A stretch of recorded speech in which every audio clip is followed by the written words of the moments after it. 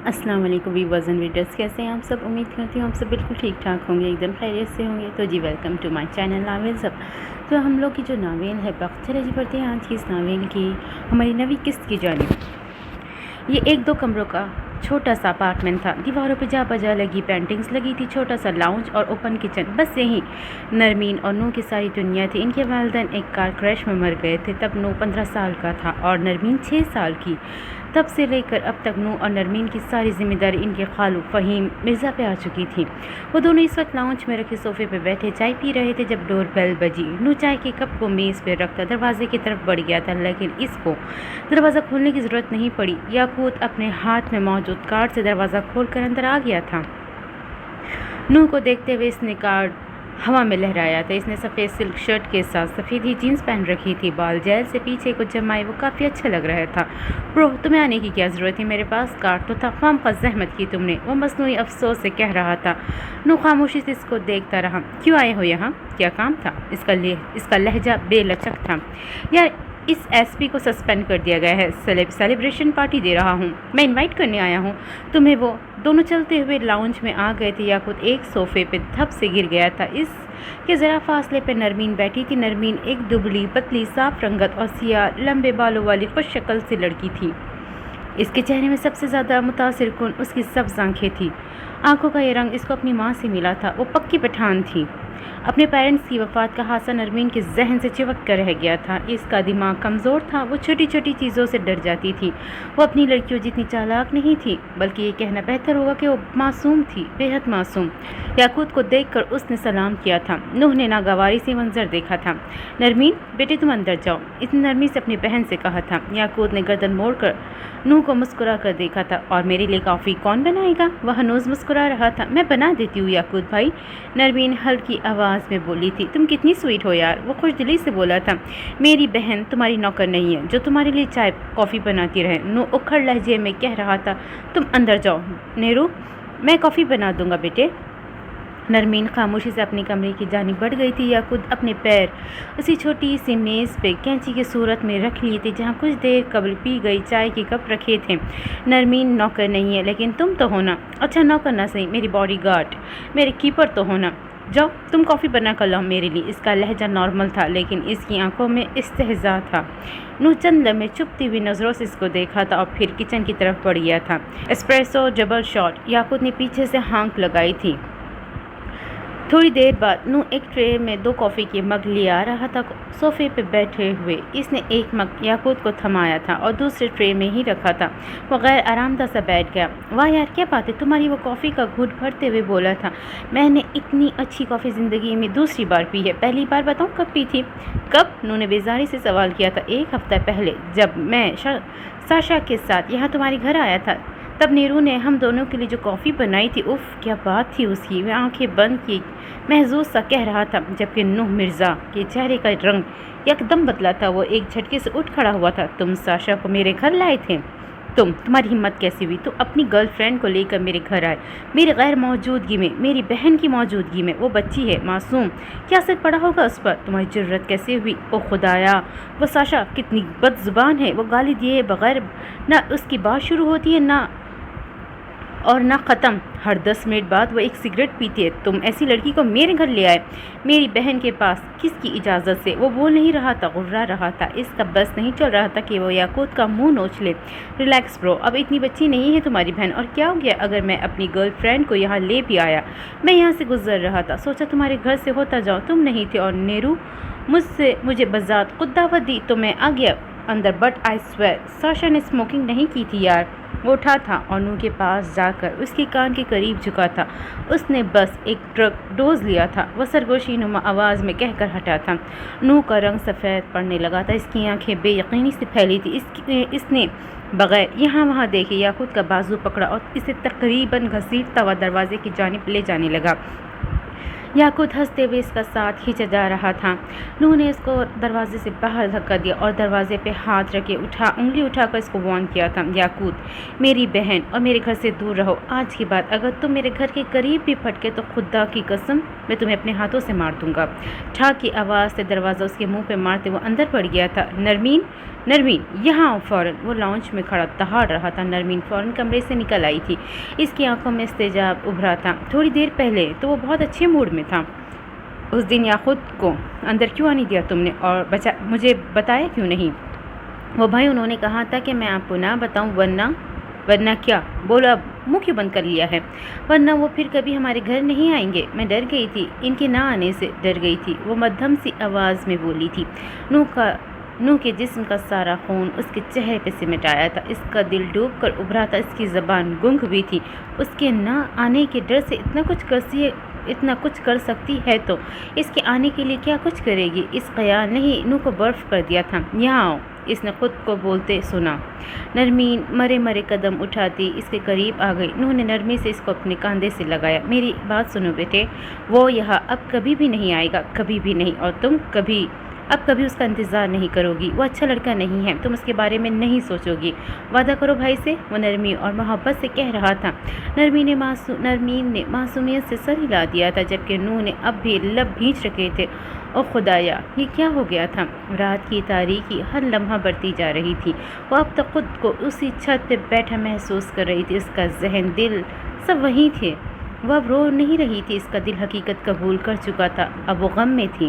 اپنی کمرے کی بالکنی میں بیٹھی وہ ہر اس لمحے کو یاد کری تھی جو اس نے اپنے باپ کے ساتھ گزارا، جو اس نے اپنے چچا کے ساتھ گزارا۔ وہ ذرا سخت تھے، کبھی کبھی تلخ بھی ہو جاتے تھے، لیکن وہ اپنے ہی بھائی کا قتل کر سکتے تھے۔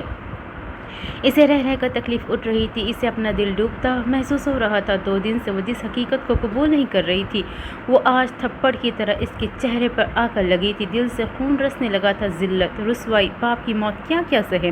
اس نے سر آسمان کی جانب اٹھایا تھا، اس کی آنکھیں نم ہونے لگی تھی۔ یا اللہ، یہ کیا ہو گیا ہے؟ اس کے لب پھڑپھڑائے تھے، گلابی ہوتی آنکھوں سے آنسو بہنے لگے تھے۔ میں اتنی اچھی مسلمان کبھی نہیں تھی، لیکن میں نے کبھی کسی کا دل نہیں توڑا تھا، میں نے کبھی کسی کے عیب ظاہر نہیں کیے تھے، میں نے کبھی خاندان نہیں توڑے۔ پھر میرا دل کیوں ٹوٹا اللہ؟ میں کیوں رسوا ہوئی؟ میرا خاندان کیوں چھوٹ گیا؟ میرے اپنے مجھ سے کیوں الگ ہو گئے؟ اس کی آواز ہلکی اور زکام زدہ تھی۔ میرا باپ، وہ تو بہت اچھا انسان تھے اللہ، کوئی ان کو قتل کیسے کر سکتا ہے؟ ان کا بھائی، میرے چچا وہ قتل کیسے کر سکتے ہیں اللہ؟ میں کیا کروں؟ کہاں جاؤں؟ میرے دل میں شدید درد ہے اللہ، مجھے صبر دے، میرے بھائی کو صبر دے، میرے بھائی کو۔ وہ کہتے کہتے رکی تھی، ٹھٹکی تھی، اٹھ کھڑی ہوئی تھی۔ اس کا بھائی اب بھی وہاں تھی، اس کے باپ کی قاتلوں کے قریب۔ یا اللہ، اس کا بھائی۔ وہ آنکھوں کو خشک کرتی لڑکھڑاتے قدموں سے کمرے کے باہر آئی تھی۔ ہر چیز جیسے سلو موشن میں ہو رہی تھی۔ وہ سیڑھیاں اتر رہی تھی، وہ پیر کہیں رکھ رہی تھی اور پڑھ کہیں رہا تھا۔ اب وہ پتھریلی روش پر چلتی بیرونی دروازے کی طرف جا رہی تھی۔ اس کے پیروں میں جوتے نہیں تھے، اس کے سر پہ دوپٹہ نہیں تھا، اس کا دل و دماغ صرف ایک جگہ تھا، اس کا بھائی۔ اس کے باپ کے قاتلوں کے قریب تھا، بے حد قریب۔ اس کی آنکھوں کے آگے سارے منظر دھندلے پڑ رہے تھے، اس کا چہرہ گیلا تھا، نہ جانے کیوں۔ وہ اب دروازہ کھول رہی تھی، کوئی اس سے کچھ پوچھ رہا تھا، اس کا چہرہ بھی دھندلا تھا۔ وہ شاید عمر کا کوئی ملازم تھا۔ حالے نے ہاتھ کے اشارے سے اس کو دروازہ کھولنے کا کہا۔ اس کی زبان جیسے مفلوج ہو گئی تھی۔ وہ آدمی اب بھی اس سے کچھ کہہ رہا تھا، حالے نہیں سن رہی تھی، وہ کچھ بھی نہیں سن رہی تھی۔ اس کی سماعتوں میں ایک ہی فکرہ گونج رہا تھا، آپ کے بچوں کو مر جانا چاہیے بھائی۔ اس کی آنکھوں میں ایک ہی منظر تھا، اس کے باپ کا ہسپتال کے بیڈ پہ پڑا بے جان وجود، اسے باپ سے زبردستی سائن لیتا اس کا چچا۔ اسی وقت اسے عمر اپنے قریب آتا دکھائی دیا۔ وہ کچھ پریشان سا تھا، حالے کو دیکھ کر فکر مندی سے اس کے قریب آیا۔ وہ اس سے اب کچھ پوچھ رہا تھا، گھر حسن چلو، میرے گھر، میرے بھائی۔ اس کو الفاظ ٹوٹے پھوٹے تھے، اس کی زبان بے رب تھی۔ عمر نے تفکر سے اس کو دیکھا تھا اور پھر نیچے جھکا تھا، اپنے جوتے اتار کے باری باری اس کے پیروں میں ڈالے تھے۔ وہ ساکن کھڑی رہی۔ اوکے ایزی ہو جائے، ہم چل رہے ہیں، میں ساتھ چل رہا ہوں۔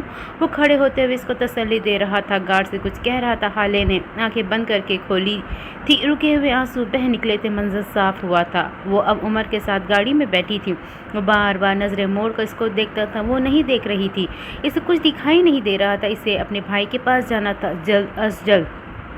ہارون شاہد گاڑی کی چابی ہاتھ میں لے نیچے جا رہا تھا جب نوال بیگم نے اس کو روک لیا تھا۔ آج اس نے سادی سی پوری شلوار قمیض پہن رکھی تھی، گرے آنکھوں میں اداسی تھی۔ اگر آج حالے اس کے ساتھ ہوتی تھی، اس کی پینٹنگ دیکھ کر کتنی خوش ہوتی، وہ بس سوچ ہی سکا تھا۔ کہاں جا رہے ہو تم؟ نوال اس کو دیکھتے ہوئے پوچھ رہی تھی۔ بہت ضروری کام ہے، وہیں جا رہا ہوں، اس نے بہانہ بنایا تھا، اور یہ ضروری کام یقیناً حالے سلطان ہوگی۔ ان کے لہجے میں طنز نہیں تھا، وہ بس پوچھ رہی تھی۔ نہیں ماما، میں اس کا سامنا نہیں کر سکتا، اس کو بہت تکلیف دی ہے میں نے اس اس کو وقت دینا چاہتا ہوں اور وہ اس وقت بہت بڑے غم میں ہے۔ میرا جانا ٹھیک ہوگا بھی نہیں، وہ ہائپر ہو جائے گی، وہ خود کو نقصان پہنچا لے گی۔ میں اس سے معافی مانگنا چاہتا ہوں لیکن مجھے لگتا ہے یہ وقت نہیں ہے مناسب۔ تمہیں کس نے کہا کہ تم اس سے معافی مانگو جا کر یا پھر اس کے تمہیں بلانے کا انتظار کرو؟ کون کہتا ہے اسے وقت؟ وہ سنجیدگی سے کہہ رہی تھی۔ کیا مطلب؟ وہ متعجب ہوا۔ دوست کی خوشی میں اس کی مرضی سے جاؤ لیکن دوست کے غم میں اپنی مرضی کے بغیر بھی جاؤ۔ وہ دھکا دے کر نکالے تب بھی جاؤ، وہ گالیاں دے تو سنتے رہو، وہ مارے تو مار کھا لو کیونکہ وہ غم میں ہے اور غم سوچنے سمجھنے کی صلاحیت چھین لیتا ہے۔ اگر غم کو سنا نہ جائے تو وہ ناسور بن جاتا ہے اور ناسوروں کے ساتھ زندگی بہت مشکل ہو جاتی ہے۔ بیٹے، اپنے مفاد اپنی معافی کے لیے مت جاؤ، اس کے دل کو ہلکا کرنے کے لیے جاؤ، اس کو سننے کے لیے جاؤ۔ ہارون نے تلخی سے سر جھٹکا تھا۔ آپ کو لگتا ہے مجھے سنائے گی؟ وہ مجھ سے بات کرے گی، وہ مجھ سے نفرت کرتی ہوگی۔ نہ سنائے نہ کہے، کچھ نہ تم کچھ کہو۔ دوست کی مصیبت یا غم میں اس کے ساتھ بیٹھنا بھی بہت ہوتا ہے۔ وہ بولے نہ بولے، اس کو ایک آسرا ہوگا، ایک سہارا ہوگا۔ میرے پاس میرا دوست ہے۔ بیٹے، دوستوں سے نفرت نہیں کی جاتی، اور کر رہے ہو تو کبھی سچی دوستی ہی نہیں کی ہوگی۔ آپ کا دوست وہ واحد انسان ہوتا ہے جو آپ کے ساتھ غلط بھی کر دے تو آپ خود کو سمجھاتے ہو، تسلی دیتے ہو کہ اس کی کوئی مجبوری ہوگی، کوئی وجہ ہوگی۔ آپ کبھی اس کو بلیم نہیں کرتے ہوگے تو اس کے منہ پہ، لیکن دل میں نہیں۔ دل میں آپ ہمیشہ اس کے حق میں بولتے ہو۔ دوستوں کے درمیان دوریاں آ جاتی ہے، پرابلمز آ جاتے ہیں، اختلافات آ جاتے ہیں، لیکن نفرت نہیں۔ نفرت دوستی میں کبھی نہیں آتی۔ تم نے دیکھا ہوگا، ہم سب دیکھتے ہیں، محسوس کرتے ہیں، ہمارا کوئی بچھڑا ہوا، کوئی پرانا، کوئی ناراض دوست جب سامنے آتا ہے تو دل بے اختیار اس کے گلے لگنے کو چاہتا ہے، اس سے بات کرنے کو چاہتا ہے۔ ہم نہیں کرتے، دل کو دپٹ دیتے، سمجھا دیتے، لیکن دل چاہتا ضرور ہے۔ مطلب وہ مجھ سے نفرت نہیں کرتی ماما، میں اس کو سن لوں گا، وہ جو کچھ کہے گی، وہ جو بھی بولے گی، میں سب سن لوں گا، بس وہ ایک بار مجھے خود کے قریب تو آنے دے۔ نوال اس کو دیکھ کر مسکرائی تھی۔ تمہیں لگتا ہے سننا آسان ہوتا ہے؟ بالکل نہیں، سننا بہت مشکل ہوتا ہے۔ سننا بہت ظرف کا کام ہوتا ہے۔ سنانے والے آپ کو پورے کے پورے موجود چاہیے ہوتا ہے۔ سنانے والے کو آپ کی توجہ چاہیے ہوتی ہے۔ وہ آپ سے اپنی مرضی کے ایکسپریشن چاہتے ہوتے ہیں۔ وہ آپ کی دلچسپی نوٹ کرتا ہے، وہ آپ پہ غور کرتا ہے، اور جہاں کہیں سنانے والے کو یہ لگا کہ آپ سن نہیں رہے تو وہ سنانا چھوڑ دیتا ہے۔ اور جب کوئی آدھے میں سنانا چھوڑ دے تو غم کو ناسور بننے میں 1 سیکنڈ سے بھی کم لگتا ہے۔ نہ سننا خودکشیاں کروا دیتا ہے، نہ سننا قتل کروا دیتا ہے، نہ سننا کسی کی زندگی خراب کر دیتا ہے۔ یہ زخموں کو ناسور بناتا ہے۔ کسی کے زخموں کو ناسور نہ بننے دو۔ بیٹے، اگر نہیں سن سکتے تو سننے کی اداکاری بھی مت کرو، وہ نرمی سے کہہ کر چلی گئی تھی، جبکہ ہارون کئی سوچوں میں گھرا وہی کھڑا رہ گیا۔ یہ کام اتنا آسان نہیں تھا جتنا اس نے سوچا تھا۔ گاڑی جیسے ہی سلطان منزل کی باہر آ کر رکی، ہالے فوراً سے پہلے اترتی دروازے کی طرف بڑھی تھی۔ اس سے پہلے وہ اندر جاتی جب اس کو روک لیا گیا۔ میڈم پلیز رک جائے، آپ اندر نہیں جا سکتے، شمس صاحب کا حکم ہے۔ اور سفیر صاحب نے بھی سختی سے منع کر رکھا کہ پلیز میڈم، میری نوکری کا سوال ہے، وہ لجاجت سے کہہ رہا تھا۔ زیادہ بکواس نہ کرو، آرام سے دروازہ کھولو ورنہ ابھی کھوپڑی کھول دوں گا۔ عمر قریب آتا برہمی سے کہہ رہا تھا۔ حالے نے ہاتھ کے اشارے سے اس کو روک دیا تھا۔ ٹھیک ہے، میں اندر نہیں آ رہی، آپ اندر جا کر حسن کو بلا دے یا پھر یہاں سے کسی ملازم کو فون کر لے، وہ نارمل لہجے میں کہہ رہی تھی۔ آپ اس کی بات سن رہی ہے؟ اس کے باپ کا گھر ہے جو اندر نہیں جانے دے گا؟ ہاں، ابھی دیکھتا ہوں میں اس کو۔ عمر نے بولتے ہوئے گارڈ کو گردن سے دبوچ لیا تھا۔ بول، اب اندر جانے دے گا یا نہیں؟ وہ اس پہ غرا رہا تھا۔ جب حالے نے اس کو چھڑوانے کی کوشش کی تھی، تم اسے چھوڑ دو گے یا میں چلی جاؤں؟ کیوں میری مشکلات بڑھا رہے ہو؟ جان کیوں نہیں چھوڑ دیتے؟ وہ بلند آواز میں بولی تھی۔ عمر کی گرفت اس کی گردن پہ ڈھیلی پڑی تھی۔ وہ ایک جھٹکے سے اس کو چھوڑتا ذرا دور جا کر کھڑا ہو گیا تھا۔ گارڈ اب کھانسنے لگ گیا تھا۔ تھوڑی دیر بعد جب وہ نارمل ہوا تو اس نے اندر کال کر کے حسن کو پیغام بھیج دیا تھا۔ تقریباً 5 منٹ بعد حسن سلطان منزل کا محل نما دروازہ کھولتا باہر آیا تھا۔ حالے کو دیکھ کر متفکر سے آگے بڑھا تھا۔ تم اس وقت یہاں سب ٹھیک ہے؟ کیا حالت بنا رکھی؟ اور کیا تم میرے پاس واپس آ رہی ہو؟ تم اسے چھوڑ کر آئی ہو نا؟ بولو نا۔ اس نے آتے ہی سوال کی بھوچاڑ کر دی تھی۔ حالے خاموش رہی۔ حسن کی نظر اس کے کندھے سے ہوتی ذرا فاصلے پہ کھڑی عمر حیات پہ گئی تھی۔ اس کی آنکھوں کی جوت بجھ گئی تھی۔ تم اس وقت کیوں آئی ہو؟ اب اس کا لہجہ بے تاثر تھا۔ حالے نے لپک کر اس کے ہاتھ تھامے تھے۔ تمہیں لینے آئی ہوں۔ حسن، یہ جگہ سیف نہیں ہے، تم میرے ساتھ چلو، میں تمہیں یہاں سے دور لے جاؤں گی۔ تم سمجھ رہے ہو نا، یہ جگہ، یہاں کے لوگ، یہ سب کچھ ٹھیک نہیں ہے، تم سیف نہیں ہو، تم میرے ساتھ چلو، یہاں خطرہ ہے، یہاں کچھ بھی ٹھیک نہیں ہے، ہمیں یہاں سے جانا ہوگا۔ وہ اس کے ہاتھ پکڑی جلدی جلدی بول رہی تھی۔ حسن اسی سنجیدگی سے اس کو دیکھتا رہا۔ और ये जगह क्यों सेफ़ नहीं बताना पसंद करोगी? तुम्हारी जान को ख़तरा है हसन, मैं इसी वक्त तुम्हें समझा नहीं सकती। तुम यहाँ सेफ़ नहीं हो, बस ये समझ लो। मेरे साथ चलो प्लीज़। ये वक्त सवाल जवाब का नहीं। तुम समझती क्यों नहीं हो? वो चंद लम्हे हाले को देखता रहा, अपने हाथ नरमी से छुड़ाए और फिर कहने लगा, ठीक है मैं चलता हूँ, जहाँ तुम कहोगी वहाँ चले जाएंगे, ओके? हाले ने फ़ौरन इस बात में सर हिलाया था। उमर बेजारी से ये सारा मंजर देखे गया। जज साहब की औलाद और इतने सीधे तरीके से मान जाए, हो ही नहीं सकता। मुझे लिख कर दो, जहाँ तुम मुझे ले जाओगी मैं मरूंगा नहीं, वहाँ मेरी जान सेफ रहेगी, वहाँ जाकर मेरी लिखी हुई मौत टल जाएगी। अगर तुम लिख के दे सकती तो मैं चलता हूँ। हाले के ऊपर जैसे गड़ो पानी डाल दिया गया हूँ। मैं ये नहीं कर सकती, ये सब तो अल्लाह के हाथ में है, इसने खुद को बोलते सुना। That's the point. ये अल्लाह के काम है हाले। बाबा ने मुझे ये सिखाया है कि मौत से जितना भागोगे वो आपको ढूंढ ही लेगी। आप किसी पहाड़, किसी गार, किसी समंदर में छुप जाओ, वो आपको निकाल लेगी। इससे भागो मत, इससे हिफाजती इक़दाम न करो, इसने जब आना होगा वो आकर रहेगी। सो तुम हाले सुल्तान, तुम मुझे मौत से नहीं डरा सकती, और मैं हसन सुल्तान मौत के डर से यहाँ से भाग नहीं सकता। अगर मेरी मौत नहीं लिखी तो मैं यहाँ रह कर भी बच जाऊँगा, और अगर लिखी तो तुम मुझे दुनिया के आखिरी कोने में भी ले जाओ तो मैं मर ही जाऊँगा। इसके लहजे में तंज नहीं था, इसका लहजा हूबहू मेरा सुल्तान जैसा था, नरम, दो टोक। हाले ने बगैर कुछ कहे अपनी वापसी के कदम मोड़े थे। वो मेरा सुल्तान का बेटा था, वो उसे मौत नहीं डरा सकती थी। मत जाओ हाले, मुझे तुम्हारी ज़रूरत है, मेरे साथ रहो। यह नहीं रह सकती तो किसी और जगह ले जाऊँगा, लेकिन तुम्हें इसके साथ मत जाओ, इसने पीछे से पुकारा था। हाले बगैर जवाब दिए गाड़ी में बैठ गई थी। हसन ने लब भींच लिए थे। तुमने ये दूसरी बार किया हाले, तुमने मुझे दूसरी बार इस आदमी के लिए छोड़ा। वो बस सोच ही सका था, खून का बदगुमा होना बहुत बड़ी अजियत होती है। वो सारी रात नहीं सो सकी थी। गम, गुस्सा, खौफ, बेबसी हर तरफ घेरे हुए थी। सोच कर इसका दिमाग फटा जा रहा था। गम के साथ साथ इंतकाम का जज्बा भी सर उठा रहा था। वो सोई जागी कैफियत में बेड पर पड़ी थी। इसी वक्त इसे अपने कमरे में बेड पे बिल्कुल करीब एक होला सा दिखाई दिया। हाले का सांस जहाँ था वहीं रुक गया। इसके लब बेयकीनी की कैफियत में खुले थे। बाबा, वो इतनी हल्की आवाज़ में बोली थी कि बामुश्किल खुद सुन पाई हो। वो बिल्कुल वैसे ही थे, तरोताज़ा, सेहतमंद, पुरसुकून। हाले शिशदर से उनको देखी गई। ये क्या हालत बना रखी है बच्चे? उनकी आवाज़ में फ़िक्र थी। तुम मेरी मजबूत बेटी हो, तुम हाँ नहीं सकती। मैंने तुम्हें हारना नहीं सिखाया। इसकी आंखें नम होने लगी थी। आप मुझे छोड़ के चले गए बाबा, मुझे लगा आप अब नहीं आएंगे। मैं डर गई थी। आप अब वापस तो नहीं जाएंगे ना? उनके करीब नहीं जा रही थी। इसे खौफ था कहीं वो उनके पास जाकर इन्हें खो न दे। मुझे जाना था बेटे, मेरा वक्त आ गया था, मैं यहाँ मज़ीद नहीं रह सकता। मेरा यकीन करो, मैं यहाँ से बेहतर जगह पे हूँ। लेकिन तुम हाले, तुमने खुद को क्या कर लिया है? ये तुम नहीं हो, ये मेरी मजबूत बेटी नहीं है। इसके आंसू मज़ीद रवानगी से बहने लगे थे। मेरा ख़ानदान टूट गया है बाबा, आप चले गए।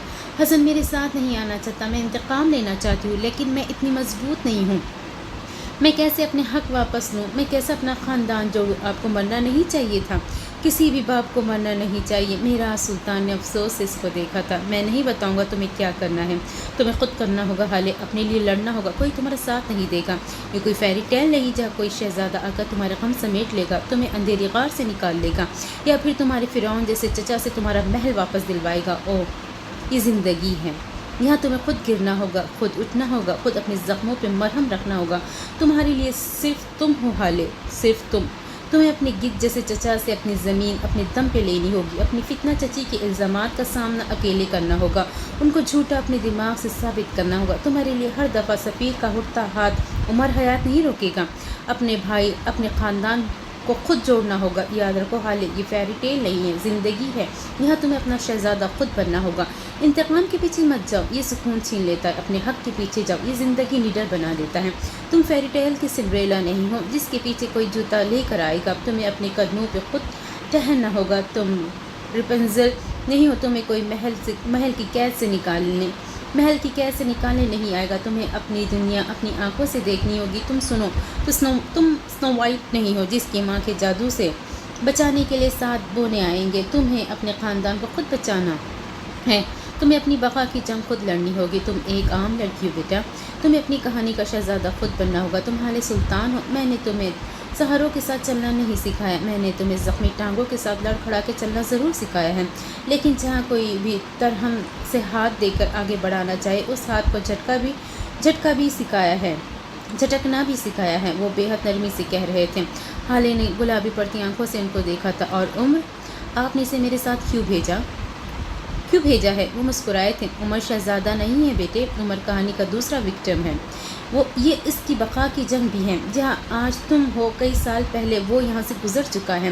تم دونوں اس جنگ کو ساتھ لڑو گے، تم تو جیت جاؤ گے، الگ ہو جاؤ گے تو کاٹ دیے جاؤ گے، کچل دیے جاؤ گے۔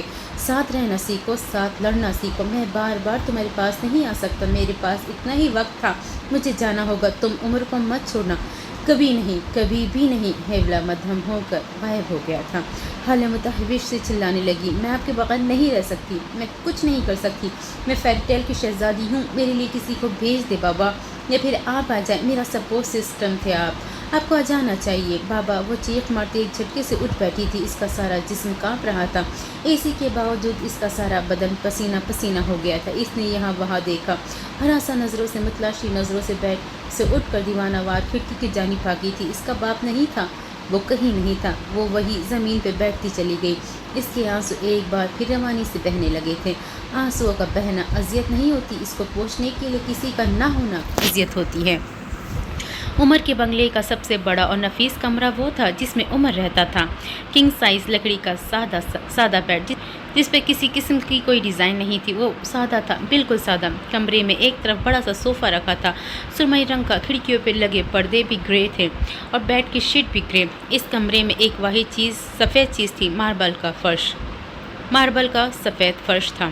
دیوار گر الماریاں بھی گرے رنگ کی ہی تھیں، شاید اسے اس رنگ سے بہت پیار تھا۔ کمرے کا مالک اس وقت باتھ روم سے باہر آیا تھا۔ اس کے بال گیلے اور ہمیشہ کی طرح ماتھے پہ بکھرے ہوئے تھے۔ وہ تولیے سے ان کو خشک کرتا باہر آیا تھا۔ اب وہ اپنے بیڈ کے دراز پر جھکا کچھ ڈھونڈ رہا تھا، جب اس کی نظر ایک گھڑی پر پڑی۔ اس نے گھڑی کو ہاتھ میں اٹھا لیا اور بیڈ کے کنارے پہ بیٹھ گیا تھا اور اس گھڑی پہ ہاتھ پھیرے گیا، نرمی سے، محبت سے۔ وہ اسے دیکھے دکھ یا عصیت سے، کبھی کبھی کوئی بے جان چیز، کوئی نام، کوئی پکار، کوئی اچھا یا برا ذائقہ، کوئی بات، کوئی چہرہ آپ کو کئی سال پیچھے ماضی میں لے جا کر چھوڑ آتا ہے، آپ جانا چاہے یا نہیں۔ وہاں سے آپ کی واپسی تبھی ہوتی ہے جب آپ کا دل یا دماغ واپس آنا چاہے۔ عمر حیات کو بھی ایک ایسا لمحہ کہیں بہت دور ماضی میں لے گیا تھا، شاید اچھے وقتوں میں یا شاید برے وقتوں میں۔ وہ دروازے کے سامنے رکھی پلاسٹک کی کرسی پہ بیٹھا تھا، ایسے کہ سر دیوار سے لگا تھا۔ فجر کی اذان میں 10 منٹ باقی تھے۔ وہ ابھی سے سو رہا تھا، اس کی آنکھیں بند تھی، ٹانگیں ذرا سکڑی ہوئی تھی، شاید اس کو سردی لگ رہی تھی۔ صبح میں ہلکی ہلکی خنکی ہو ہی جاتی تھی۔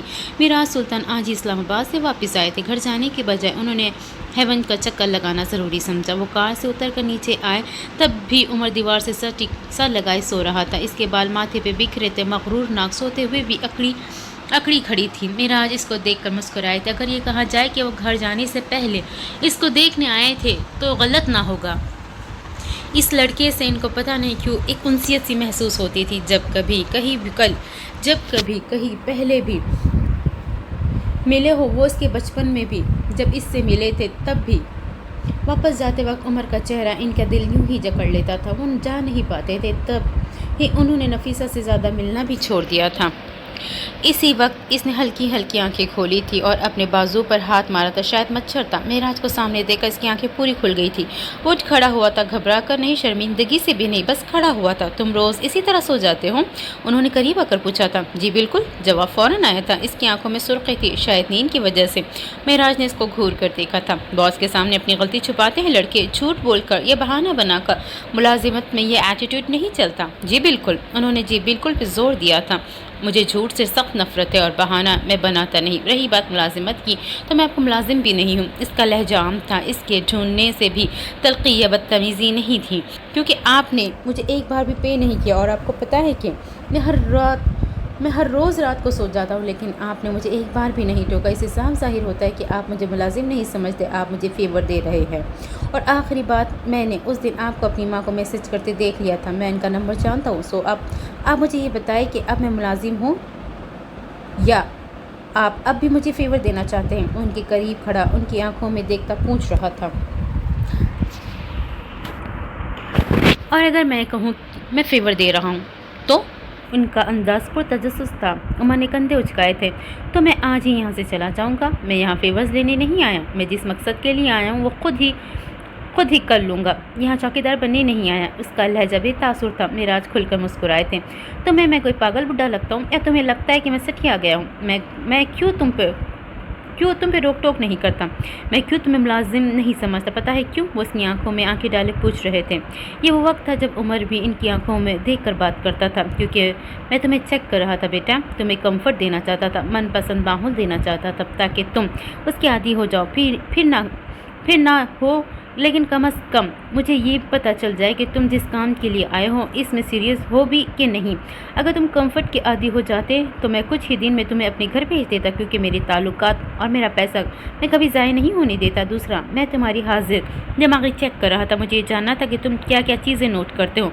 मैंने वो मैसेज तुम्हें दिखाने को ही किया था। तुम्हें क्या लगता है कि आगे वाली सीट खाली होने के बावजूद मैं तुम्हें पीछे बिठाऊँगा?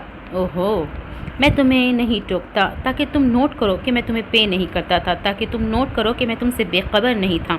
उमर हयात मैं तुम्हें चेक कर रहा था, और अब मुझे लगता है कि तुम मेरा वक्त, पैसा और ताल्लुका ज़ाय नहीं करोगे। सो अब मैं तुम्हें फ़ेवर दूंगा, लेकिन याद रखना बदले में फ़ेवर लूँगा।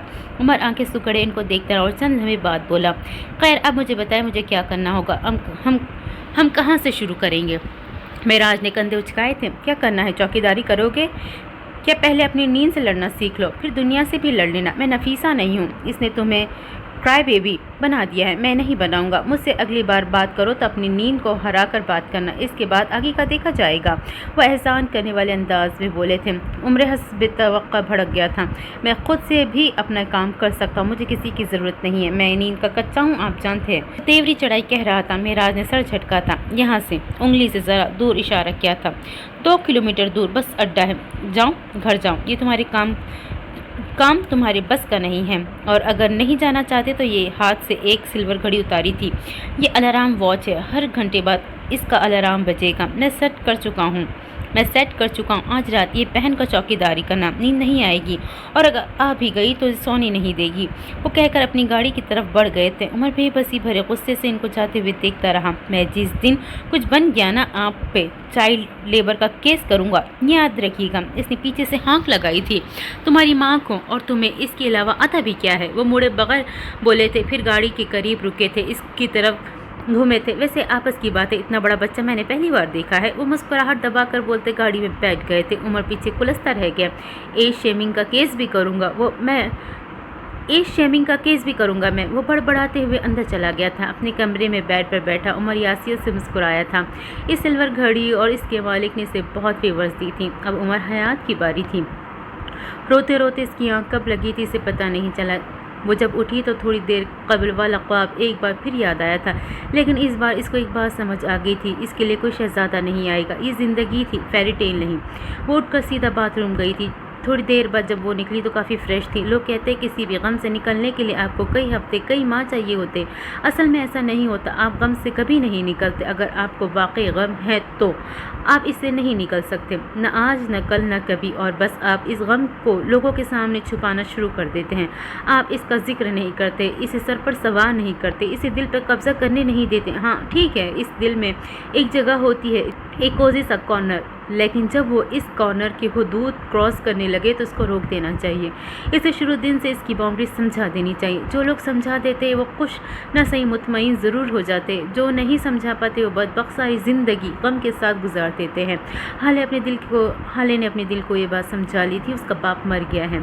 उसने ये गम अपने दिल के कोने में रख दिया था। लपेट कर, संभाल कर अपनी सारी ज़िंदगी के गम संभाल लेते हो, झेल लेते हो, लेकिन अपनी किसी अजीज़ की मौत का गम ये इंसान की कमर तोड़ देता है। वो ड्रेसिंग मिरर के सामने खड़ी बाल बना रही थी। इसे काम शुरू करना था, अपनी फेरी टेल के शहजादा बनने के। इसे हाथ पांव मारने थे। इतने सादा ब्राउन रंग की शलवार कमीज़ पे सफ़ेद दुपट्टा ले रखा था। वो अब तक सरदार की बीवी के लिए लाए गए कपड़े इस्तेमाल कर रही थी। वो जब बाहर मार्केट पे आई तो बदीन मेराज सुल्तान का ड्राइवर इनकी गाड़ी ले आया था। हाले ने यासिर से इस गाड़ी को देखा।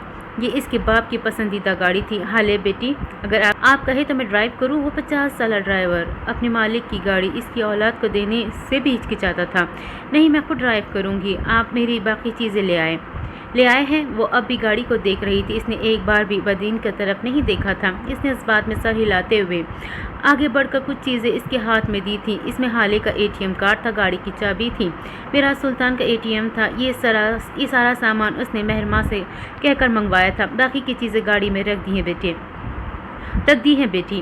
حالے نے سر کے خم سے شکریہ ادا کیا تھا۔ وہ دروازہ کھولتی گاڑی میں آ کر بیٹھی تھی، ایک دم جیسے اس کا دم گھٹا تھا۔ اس آنکھوں کے آگے ایک اور منظر ابھرا تھا، گاڑی کے شیشے اور چھت پہ زور زور سے ہاتھ مارتی حالے، بگڑی حالت، پل پل بڑھتا خوف۔ اس نے اپنے ذہن سے سارے خیال جھٹکے تھے، ابھی یہ سب کچھ نہیں سوچنا تھا۔ اس نے چابی گھمائی اور زن سے گاڑی بھگا کر لے گئی تھی۔ سب سے پہلے وہ بینک گئی تھی۔ اس نے بینک میں میراث سلطان کے 3 لاکرز تھے، وہ چابی لے کر مینیجر کے ساتھ لاکر کھولنے گئی تھی۔ اس نے ایک لاکر کھولا تھا، ایک خالی لاکر اس کا منہ چڑھا رہا تھا۔ حالے کو حیرت ہوئی، وہ کئی بار اپنے باپ کے ساتھ آئی تھی، لاکرز کبھی خالی نہیں رہے تھے۔ اس نے دوسرا کھولا، اس میں پیسوں کی ایک گڈی تھی، لیکن حالے کو یہ نہیں چاہیے تھے، اس کو اس سے کچھ زیادہ کی توقع تھی۔ اس نے تیسرا لاکر کھولا، وہ خالی تھا، بالکل خالی۔ وہ بے اختیار پیچھے ہٹی تھی، آنکھیں حیرت سے کھلی رہ گئی تھی۔ اگر یہ لاکر خالی تھے تو پلاٹ کے کاغذات، گھر کے کاغذات، گھر کی چابیاں سب کہاں ہیں؟ وہ بھاگ کر باہر آئی تھی، مینیجر اس کے پیچھے آیا تھا۔ اس نے ATM مشین میں کارڈ لگایا، 0 بیلنس۔ اس کا چہرہ زرد پڑنے لگا تھا۔ اس نے میراث سلطان کا ATM کارڈ لگایا تھا، اس کے ہاتھ کپائے تھے، 0 بیلنس۔ ان 2 فکروں نے جیسے اس کے منہ پہ تھپڑ دے مارا تھا۔ پہلے وہ حیران ہوئی، اگلے لمحے غمگین، پھر غصہ، اب انتقام۔ اس نے منٹ کے 1000ویں حصے میں خود کو 3-4 کیفیت سے گزارا تھا۔ اس کا آدھے سے زیادہ زیور ان لاکرز میں تھا۔ اس کے باپ نے سارے کاغذات یہیں رکھے تھے، وہ جانتی تھی ان کو نکالا گیا تھا، اس کے اکاؤنٹس منجمد کر دیے گئے تھے۔ وہ انتقام کے سفر پر نکلتے ہی بری طرح ناکام ہوئی تھی۔ اس کے پاس اور کیا تھا؟ وہ بینک کے باہر بینچ پہ بیٹھی سوچ رہی تھی، ٹریفک اور آس پاس گزرتے لوگوں کا شور، ان کی باتیں، اس کا ذہن مفلوج ہونے لگ گیا تھا۔ اس کے پاس کوئی اثاثہ نہیں تھا، اس کے پاس کوئی رقم باقی نہیں تھی۔ اس کے باپ کی گریچوٹی ملنے میں ایک عرصہ لگ جاتا۔ اگر اسے انصاف یا انتقام لینا تو سب سے پہلے فائنینشلی مضبوط ہونا تھا، اور وہ پہلے ہی قدم پہ بری طرح گری تھی۔ وہ سر ہاتھوں میں گرائے بیٹھی رہی۔ وہ کہاں جائے گی؟ عمر کے گھر سے اس لیے نکلی تھی کہ اپنے باپ کے لیے گھر جائے گی، لیکن اس کو تو یہ بھی نہیں پتا تھا کہ وہ کس ایریا میں تھا۔ اس نے بے بسی سے آسمان کی طرف دیکھا تھا۔ یہ کیسی آزمائش ہے میرے اللہ، اور اگر آزمائش ہے تو سر خرو کرنا، میں تیری بڑی کمزور بندی ہوں۔ اچانک اس کی نظر آس پاس گزرتے ہوئے لوگوں پہ پڑی تھی، اسے عجیب نظروں سے دیکھ رہے تھے، کچھ طنزیہ، کچھ استہزائیہ، کچھ پرتجسس تو کچھ ملامت بھری نظروں۔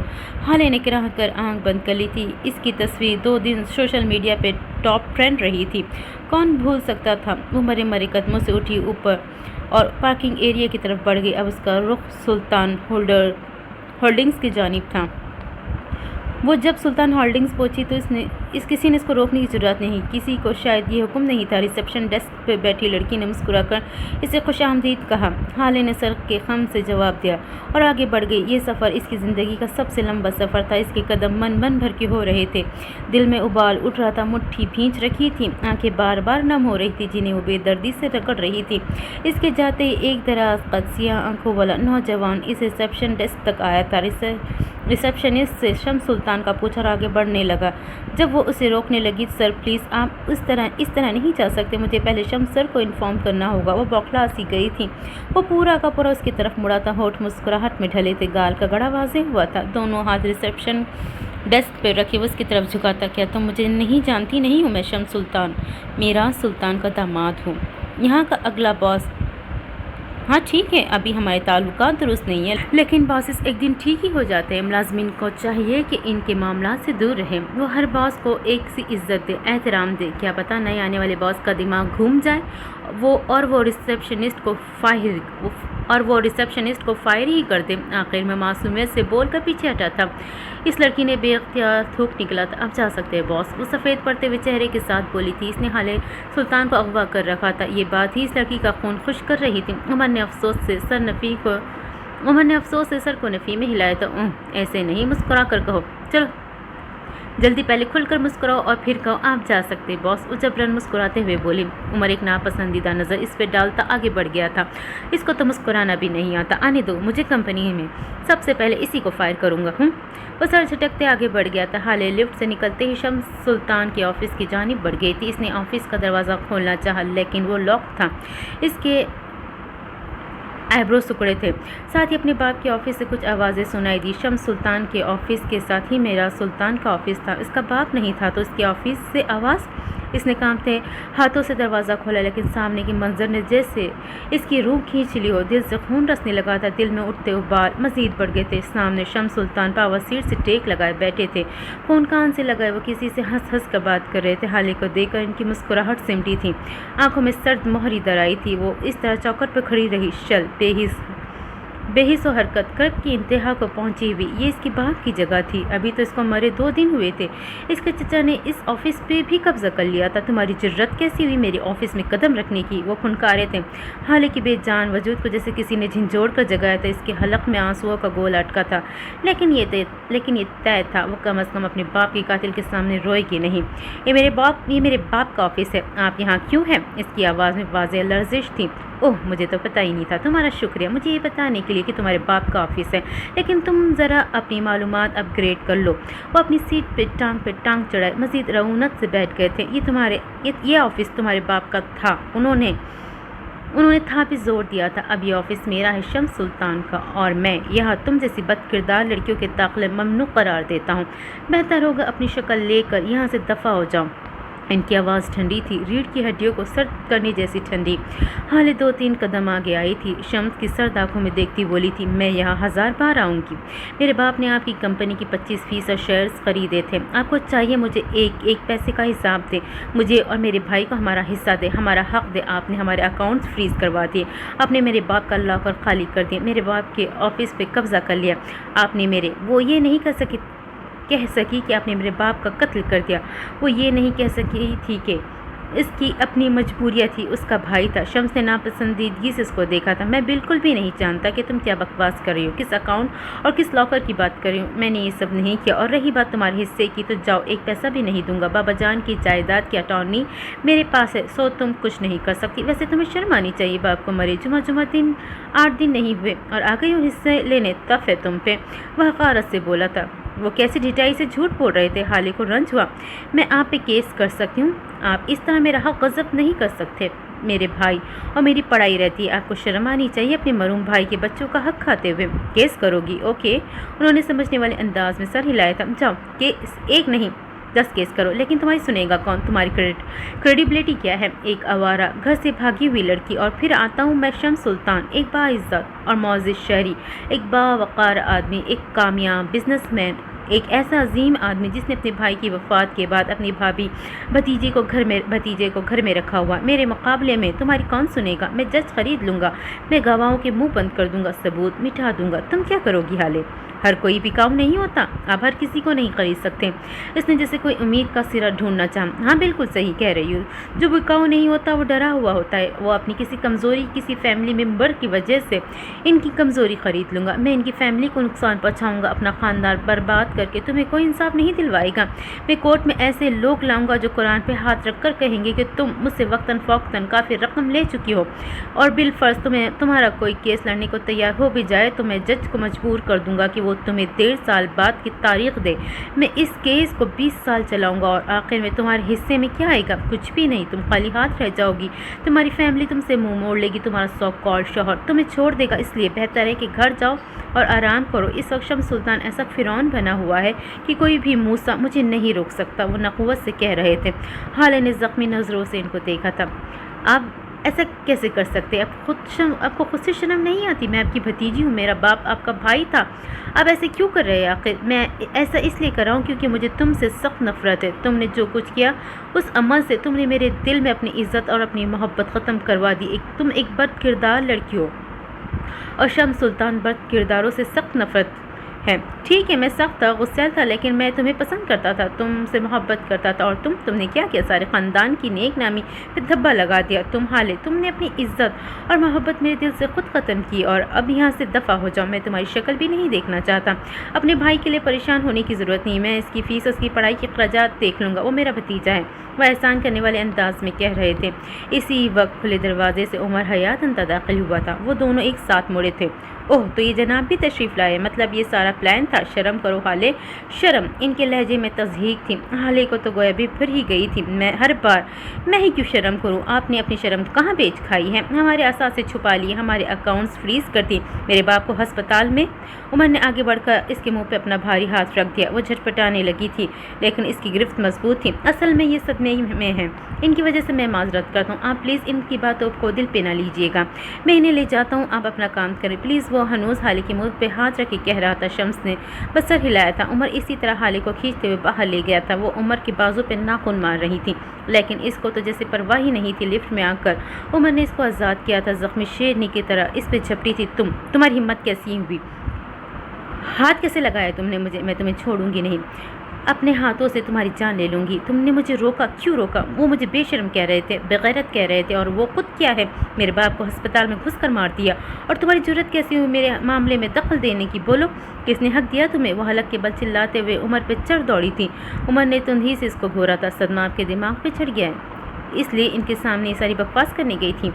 آپ کو کیا لگتا ہے آپ کو شرمندہ ہو کر آپ کے قدموں میں گر جائیں گے، یا پھر اپنے حصہ مانگنے پر فوراً اٹھ کر آپ کا حصہ دے دیں گے؟ یہ لگا تھا آپ کو وہ اسی وقت آپ کا گلا گھونٹ کر آپ کو مار دیتے، آپ کی لاش تک نہ ملتی، آپ کے وارثوں کو، یا پھر وہاں آج حسن کو مار دیتے، آپ کی ماں کو مار دیتے۔ وہ ایک قتل کر چکے، دوسرا کوئی مسئلہ نہیں، ان کے لیے بدلہ لیں گی، انتقام لیں گی، اس طرح لیں گی، یہ پلان ہے آپ کا۔ وہ سخت غصے میں تھا، اس کا چہرہ سرخ ہو رہا تھا۔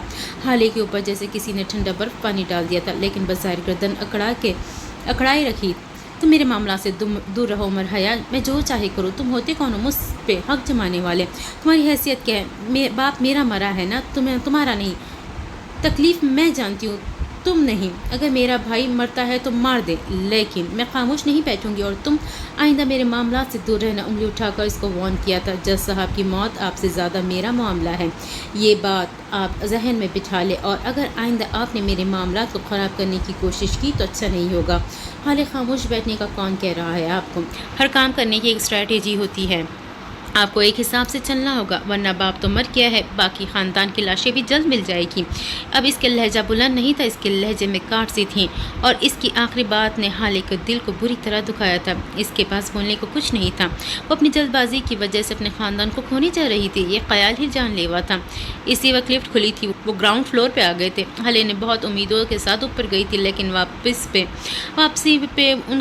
اس کے ہاتھ خالی تھے۔ وہ بے خوف گئی تھی، واپسی پہ اپنے خاندان کی موت کا خوف ساتھ لائی تھی۔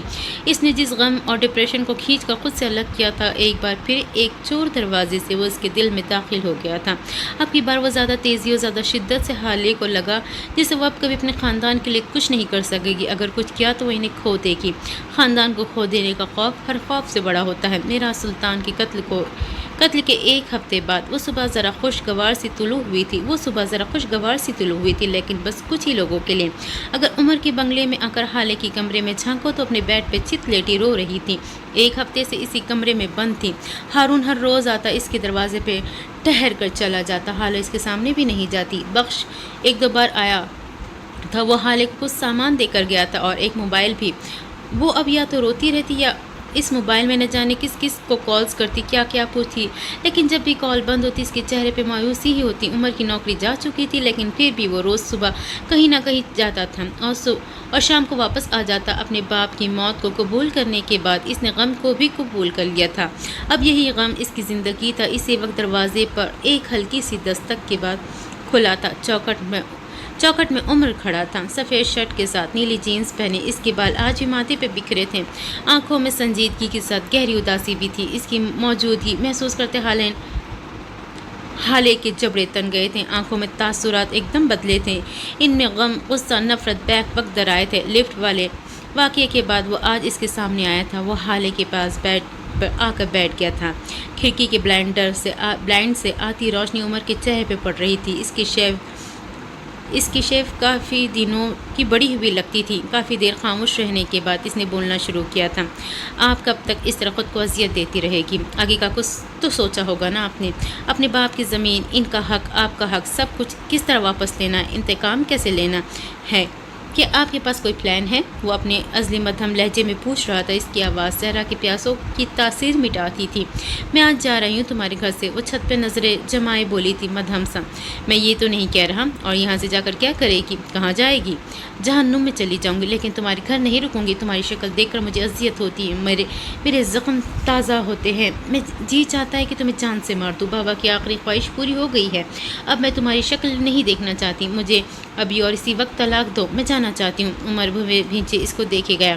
طلاق تو میں مر کر بھی نہیں دوں گا، یہ بات آپ اپنے خرافاتی ذہن میں بٹھا لیں۔ میں جج صاحب سے وعدہ کر چکا ہوں، انہوں نے آپ کی ذمہ داری مجھے دی تھی، اور میں آپ کو نہیں چھوڑ سکتا، آپ چاہے تب بھی نہیں، اور اگر خود چاہوں تب بھی نہیں۔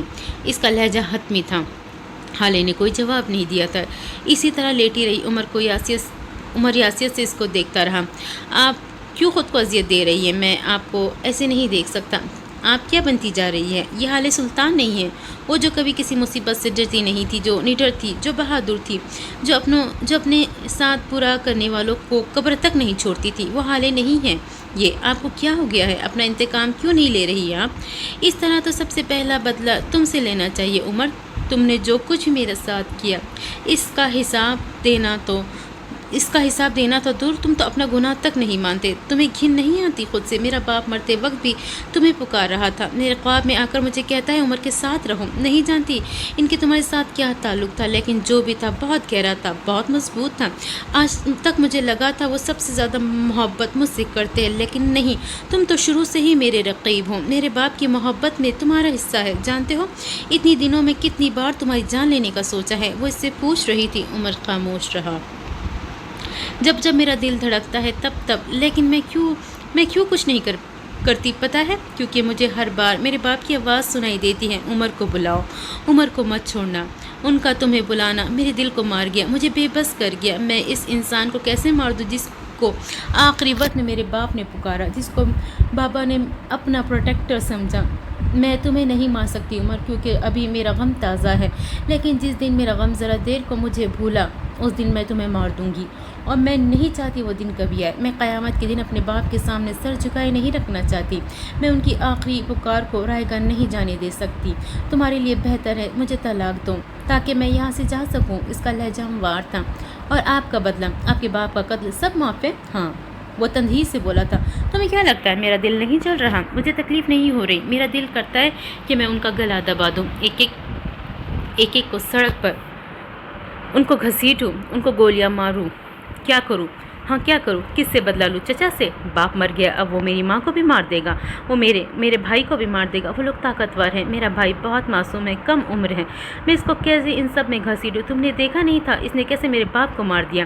ڈاکٹر، پولیس، فوٹیج، سب کچھ بک گیا، خرید لیا گیا، چپ کروا دیا گیا، ڈیلیٹ کروا دیا گیا، اور بالفرض میں بدلہ لینے کے لیے راضی بھی ہو جاؤں تو کیا کروں گی؟ میں ایک عام لڑکی ہوں، نہ میں فائنینشلی اسٹرانگ ہوں، نہ میرے پاس تعلقات ہیں، نہ ثبوت، نہ گواہ۔ وہ ایک ویڈیو کو کس عدالت میں لے کر پھرتی رہوں گی؟ جو لوگ میرے باپ کو ہسپتال میں گھس کر مار سکتے وہ اس ویڈیو کے لیے مجھے یا میرے بھائی کو بھی مار سکتے ہیں۔ میرا بھائی اس گھر میں رہتا ہے، ایک منٹ سے بھی کم وقت میں مار دیں گے۔ ایک ہفتہ میں نے صرف غم نہیں منایا، میں نے ہر جگہ چیک کیا ہے، میں نے ہر راستہ دیکھا ہے۔ میرے چچا نے ہمارے اکاؤنٹس فریز کروا دیا، اور اب میرے پاس کوئی رقم نہیں۔ بابا کے پلاٹس، بابا کا گھر، اس کے سارے کاغذات مسنگ ہیں۔ میرے پاس جو واحد پیسہ ہے وہ میرے باپ کی پینشن ہے۔ اتنے پیسے تو کیس کی ایک سماعت میں لگ جاتے ہیں۔ میرے پاس تعلقات نہیں ہیں، کون میرا ساتھ دے گا؟ میں اکیلی ہوں۔ میں یہ نہیں کہہ رہی کہ میں اکیلی کچھ نہیں کر سکتی، کروں گی، انتقام یا انصاف لوں گی، لیکن پہلے میں حسن کو اس ملک سے باہر بھیجوں گی، اس کے بعد خود کو مضبوط کروں گی، پھر میں ان لوگوں سے انتقام لوں گی، کیونکہ اب میرا مقصد بس یہی ہے۔ لیکن تب تک کے لیے کوئی زمین نہیں چاہیے مجھے، کوئی حق نہیں چاہیے مجھے، میرا بھائی چاہیے، میری ماں چاہیے، بس۔ وہ اب چھت کو گھور رہی تھی۔ اپنی زمین خیرات میں دے دی، کیسی بزدلی ہے یہ؟ اپنے حق سے پیچھا ہٹنا بزدلی ہوتی ہے؟ اپنے حق بغیر لڑے کسی کو دینا قائل لوگوں کا کام ہے۔ آپ کیوں ایسی بن رہی ہیں؟ جس حالے کو میں جانتا ہوں وہ ایسی نہیں تھی۔ ایک انجان آدمی کو آدھی رات کے وقت اکیلی ہسپتال لے گئی تھی، اس حالے نے اس کو اپنا خون دیا تھا۔ وہ حالے بہادر تھی، بے خوف، نڈر تھی، یہ حالے کمزور کیوں ہے؟ کیا بنتی جا رہی ہے یہ؟ آپ نے میرے پیروں کو جھلسا دیا، حالانکہ آپ تو کسی کو تکلیف میں دے بھی نہیں سکتی تھیں، اب آپ کو کسی کو تکلیف دینے میں مزہ آنے لگا ہے۔ آپ کا دوست ہر روز یہاں آ کر صبح شام تک کھڑا رہتا ہے، دھوپ گرمی بارش کیا ہے جو وہ برداشت نہیں کرتا، لیکن آپ اس کو دیکھنا تک نہیں چاہتی۔ آپ کا بھائی وہ کتنا معصوم اور کمسین ہے، اس کو آپ کی ضرورت ہے، لیکن آپ کو تو اپنا غم ختم نہیں ہو رہا۔ آپ خود کو اذیت دیتے دیتے اس کی عادی ہوتی جائے گی۔ ٹھیک ہے، جب کوئی اپنا مر جائے مناؤ، سوگ رہو، گلٹ میں رہو، غم میں رو، ماتم کرو، لیکن ایک سٹیج ریکوری کا بھی تو ہونا چاہیے نا۔ ریکور کرے حالے، یہ بہت ضروری ہے۔ مرنے والوں کے ساتھ مرا نہیں جاتا، باقی رہ جانے والوں سے منہ موڑا نہیں جاتا۔ مجھے سزا دینی چاہتی ہے؟ دیکھ، کوئی ایسا ثبوت میرے منہ پر لا کر مارے کہ اگلی سانس لیتے ہوئے بھی شرمندگی محسوس کروں۔ یہ آپ کے خالی قولی الزام پہ کوئی یقین نہیں کرے گا۔ آپ کا باپ مر گیا ہے، ماں مر جائے تو اپنے لیے دعا خود کرنی پڑتی ہے، باپ مر جائے تو اپنا باپ خود بننا پڑتا ہے، کہتے ہوئے دل 100 بار ڈوب کر ابھرا تھا۔ اب اپنا باپ خود بنے۔ جانتی ہے باپ کون ہوتا ہے؟ وہ دھیمے لہجے میں بول رہا تھا، حال لاشعوری طور پر اس کو دیکھی گئی۔ وہ جو ساری دنیا سے بیسٹ دے، جو اپنا غم چھپا کر اولاد کی خوشی منائے، جو آپ کے لیے ہمیشہ بہترین سوچے، کسی کام سے روکے تو کسی پہ فل سپورٹ کرے۔ ماں کو دیکھا ہے، کبھی اولاد کی سچی جھوٹی ہر بات پہ یقین کر لیتی ہے، لیکن باپ وہ ہر بات پہ یقین نہیں کرتا۔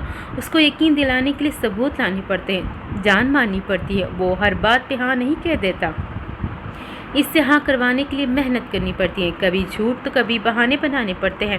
وہ آپ سے سارا دن لڑے گا، ڈانٹے گا، لیکن دنیا کے سامنے وہ آپ کو ڈیفینڈ کرے گا۔ ہر کوئی آپ کا باپ نہیں بن سکتا، بلکہ کوئی بھی آپ کا باپ نہیں بن سکتا۔ اس کے مرنے کے بعد بس آپ خود صرف اپنے باپ ہوتے ہیں۔ آپ کی ماں ہر جگہ بنا سوچے سمجھے آپ کے لیے لڑنے پہنچ جاتی ہے، لیکن آپ کا باپ وہ پہلا سارا مسئلہ دیکھتا ہے، پھر سوچتا ہے، پھر ثبوت یا گواہ لاتا ہے، اور پھر جا کر ان لوگوں کا گریبان کھینچتا ہے جنہوں نے آپ کے ساتھ غلط کیا۔ ثبوت لائے حالے، میرے خلاف ثبوت لائے، پھر لڑے، سزا دے، گریبان پکڑے۔ اس کی آواز میں نرمی تھی۔ حالے اٹھ کر بیٹھ گئی تھی۔ تمہارے پاس کیا ثبوت ہے کہ تم بے گناہ ہو؟ تمہارے پاس بھی تو بس الفاظ ہے، تم کیوں کوئی ثبوت نہیں دیتے؟ عمر چند ثانیے اس کو دیکھتا رہا، پھر اپنا موبائل اٹھا کر اس پہ انگلیاں چلانے لگا۔ حالے سلطان، میرے پاس ثبوت ہے، یہ میرے گھر کے داخلی دروازے کی CCTV فوٹیج ہے، یہ دیکھیں۔ اس نے موبائل حالے کے سامنے کیا تھا۔ حالے نہ جانے کیوں بس اس ویڈیو کو دیکھی گئی۔ عمر چلتی ویڈیو پہ انگلی رکھ کر اسے بتاتا چاہ رہا تھا، یہ دیکھیں، یہاں 9:30 ہوئے ہیں، یہ آپ کے اغوا کا وقت ہے، اور میں اس وقت گھر پہ تھا، اپنے دوست کا کچھ سامان اپنی گاڑی میں رکھوا رہا تھا۔ حالے اسکرین پہ چلتے مناظر دیکھی گئی۔ عمر اپنی گاڑی سے ذرا فاصلے پر کھڑا تھا، فون پہ کسی سے بات کرتا ہوا۔ اب اس نے ویڈیو ذرا آگے کی تھی۔ یہ 20 منٹ بعد کی فوٹیج ہے جس میں عمر گھر کے اندر جاتا دکھائی دے رہا تھا، یہ دیکھیں، یہاں میں گھر کے اندر چلا گیا تھا اور عثمان گاڑی لے کر سپر مارکیٹ گیا تھا۔ وہ اسکرین پہ انگلی رکھ کے بتا رہا تھا۔ حالے سانس روکے، پلک جھپکے بغیر اسکرین کو دیکھتی رہی۔ اور یہ آخری ثبوت، یہ دیکھیں، جب میری گاڑی اندر آئی تو اس میں بس عثمان ہی تھا، میں اندر سو رہا تھا۔ اب اس بیچ کس نے آپ کو میری گاڑی میں ڈالا اور کس نے یہ سب کچھ مجھ پہ پلانٹ کیا، میں نہیں جانتا۔ آپ بس ایک بات پہ یقین کر لیں کہ میں آپ کا مجرم نہیں ہوں، اور اگر ہوں تو آپ مجھے ثبوت دیں۔ اگر آپ میں اتنے گٹس ہے تو لائے ثبوت، ورنہ اس فوٹیج کی بنا پہ دنیا کی کوئی عدالت مجھے سزا نہیں دے سکتی۔ حالے نے اسکرین سے نظر اٹھا کر اس کو دیکھا تھا۔ اس کے بکھرے بال تھے، حلیہ بے ترتیب تھا، آنکھیں سوجی ہوئی تھیں۔ جس دن میں ثبوت لے آئی عمر، اس دن کیا سزا دو گے خود کو؟ کیا تم تب اپنا گناہ قبول کر لو گے؟ کیا تب تمہاری گردن جھکے گی؟ بتاؤ، کیا ایسا ہوگا کبھی؟ وہ اس کی آنکھوں میں دیکھتی پوچھ رہی تھی۔ جس دن آپ کو میرے خلاف کوئی بھی ثبوت ملا، اس دن آپ میرے ساتھ وہ کیجئے کہ ساری دنیا دیکھے۔ مجھے جو سزا دے گی قبول ہے، لیکن اس سے پہلے خود کو کھڑا کرے، دماغ پر زور دے، خود کو مضبوط کرے۔ وہ نرمی سے بولا تھا، تو مجھے طلاق دے دو۔ اس کی سوئی اب بھی ایک ہی جگہ اٹکی تھی۔ عمر نے گہری سانس بھری تھی۔ ٹھیک ہے، دے دوں گا، لیکن 6 ماہ بعد۔ آپ مجھے 6 ماہ تک کا وقت دیں، میں آپ کو طلاق دے دوں گا۔ حسن کی جان کی گارنٹی میں دیتا ہوں۔ اگر وہ کسی طبی موت سے مرا تو یہ اللہ کی مرضی ہوگی، لیکن ہمارا کوئی بھی دشمن اس کو مار نہیں سکتا۔ یہ آپ کو میں کہہ رہا ہوں، عمر حیات کہہ رہا ہے۔ اس پہ یقین کرے، کیونکہ آپ کا باپ مجھ پہ یقین کرتا تھا، ساری دنیا سے زیادہ یقین۔ میں آپ کو فائنینشلی سپورٹ کروں گا، تعلقات میرے استعمال ہوں گے، ایک جگہ میں آپ کے ساتھ جاؤں گا۔ پہلے ہم اس آدمی کو ڈھونڈیں گے جس نے آپ کو اغوا کیا تھا، اس کے بعد یعنی تم خود کو ڈھونڈو گے۔ وہ استہزائیہ ہنسی تھی۔ عمر نے گویا دھیان نہیں دیا تھا۔ پہلے ہم آپ کا مجرم ڈھونڈیں گے، اس کے بعد ہم آپ کا حق لیں گے۔ اس سب کے لیے پلان چاہیے، دماغ حاضر ہونا چاہیے، غم کو سائڈ پر رکھ کر سوچنا ہوگا۔ آپ سمجھ رہی ہے؟ تم میرے لیے اتنا کچھ کیوں کرو گے؟ میں میں تمہاری مدد، تمہارا پیسہ، تمہارا تعلق کیوں استعمال کروں؟ تم کہہ رہے ہو کہ تم میرے ساتھ جاؤ گے، یعنی تم سارے ثبوت میرے ساتھ چل کر مٹاؤ گے، کس خوشی میں کرو گے مجھ پہ یہ سارے احسان؟ تم مجھے پاگل سمجھ رہے ہو؟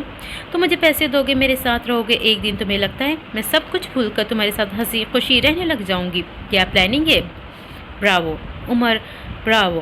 اس نے طنزیہ تالی بجائی تھی۔ میں آپ کے لیے کچھ نہیں کروں گا، کچھ بھی نہیں۔ آپ کو اپنے لیے جو بھی کرنا ہے خود کرنا ہے۔ باپ آپ کا مرا ہے، میرا نہیں۔ اور اگر آپ ہاتھ پہ ہاتھ دھرے بیٹھی رہی تو آج باپ مرا ہے، کل بھائی مارا جائے گا، آپ کا ایک دن خوف میں گزرے گا۔ میں آپ پہ کوئی احسان نہیں کر رہا، اس نے ایک لفظ پہ زور دیا تھا، نہ ہی میں آپ کو پاگل بنا رہا ہوں، میں یہ سب کچھ آپ کا احسان اتارنے کے لیے کر رہا ہوں۔ اس رات آپ نے میری جان بچائی تھی، اب مجھے موقع دے میں آپ کے خاندان بچانے میں آپ کی مدد کروں۔ ہر احسان کا بدلہ ہوتا ہے، آپ مجھ سے اپنے احسان کا بدلہ لے، میں آپ کے ساتھ رہوں گا تو اس میں فائدہ صرف آپ کا ہے۔ میں کیا کچھ کر سکتا ہوں آپ جانتی ہیں، میں کن کن لوگوں کو جانتا ہوں، میں کیا کچھ کروا اور منوا سکتا ہوں آپ کو سمجھنا چاہیے۔ میں آپ کے لیے ضروری ہوں، میرا کام، میرے تعلقات، سب کچھ آپ کے لیے ضروری ہے۔ اور رہی بات ثبوت مٹانے کی، تو کیا آپ اتنی بے وقوف ہے کہ خود ثبوت تک نہیں لا سکتی؟ پھر آپ یہ کہہ رہی کہ میں اتنا جینیس ہوں کہ آپ کی آنکھوں کے سامنے ثبوت مٹا دوں گا، آپ کو ڈانٹ دوں گا۔ بولے مانتی ہے مجھے جینیس؟ وہ چیلنج کر رہا تھا۔ تم یہ سب کیوں کر رہے ہو؟ عمر کے چہرے پہ زخمی مسکراہٹ آئی تھی۔ پہلی بات، اگر سچ کہوں تو یہ سب اپنے لیے کر رہا ہوں۔ جج صاحب میرے لیے میرا خاندان تھے، آپ ان کی اولاد ہیں، انہوں نے آپ کی ذمہ داری مجھ پہ ڈالی تھی، میں ان کے بعد ان سے کیا وعدہ نبھانا چاہتا ہوں۔ وہ مجھے اتنے ہی عزیز تھے جتنے آپ کو، یا پھر شاید اس سے بھی زیادہ۔ یہ بات مجھے آپ کو بتانے کی ضرورت نہیں ہے، ان کی آخری ویڈیو میں آپ سن چکی ہوگی۔ جس شخص کو آپ مرتے وقت پکارتے ہیں وہ آپ کے لیے سب سے عزیز ہوتا ہے۔ ان کے معاملے میں آپ سے اتنا مخلص ہوں جتنا آپ خود بھی نہیں ہوں گی۔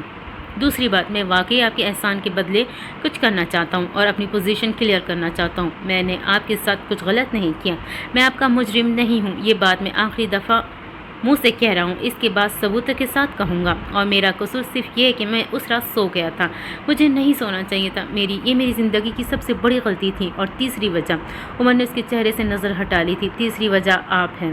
میں آپ کے ساتھ رہنا چاہتا ہوں، کیوں یہ میں نہیں جانتا، لیکن اب مجھے لگتا ہے کہ میں آپ کو کبھی چھوڑ نہیں سکتا۔ ان 6 مہینوں میں خود کو اور اس تعلق کو چانس دینا چاہتا ہوں، یک طرفہ چانس۔ شاید یہ پاگل پن ہے، شاید بے وقوفی، لیکن کبھی کبھی کسی عزیز کو قریب رکھنے کے لیے پاگل یا بے وقوف بننا اچھا ہوتا ہے۔ حالے یک ٹک اس کو دیکھی گئی بے تاثر نگاہوں کے ساتھ۔ اگر تم بے قصور نکلے اور اگر تم بے گناہ نکلے، تب بھی عمر، تب بھی میں تمہارے ساتھ نہیں رہوں گی۔ میں تم سے نفرت کرتی ہوں، تم زمزم سے دھل کر بھی آ جاؤ میں تب بھی تمہیں چھوڑ دوں گی۔ میرے دل میں نفرت کبھی جڑ پکڑ چکا ہے، میری وراثت میں ہے۔ جس سے ایک بار نفرت ہو جائے وہ ہم سلطان کے دل میں دوبارہ نہیں آ سکتا۔ جسے ہم دل سے نکال کر پھینک دیں، اسے بس پھینک ہی دیتے ہیں۔ میں اور تم کبھی ساتھ نہیں ہو سکتے، میں تمہیں کبھی اپنے دل میں جگہ نہیں دوں گی۔ میں نے زندگی میں ایک ہی انسان سے نفرت کی ہے اور وہ تم ہو۔ اگر اس کے باوجود میرے ساتھ کام کرنا چاہتے ہو تو میں راضی ہوں۔ آج سے ہم پارٹنرز ہیں، ٹیم ہے، لیکن میں تم سے اپنا انتقام لوں گی، یاد رکھنا۔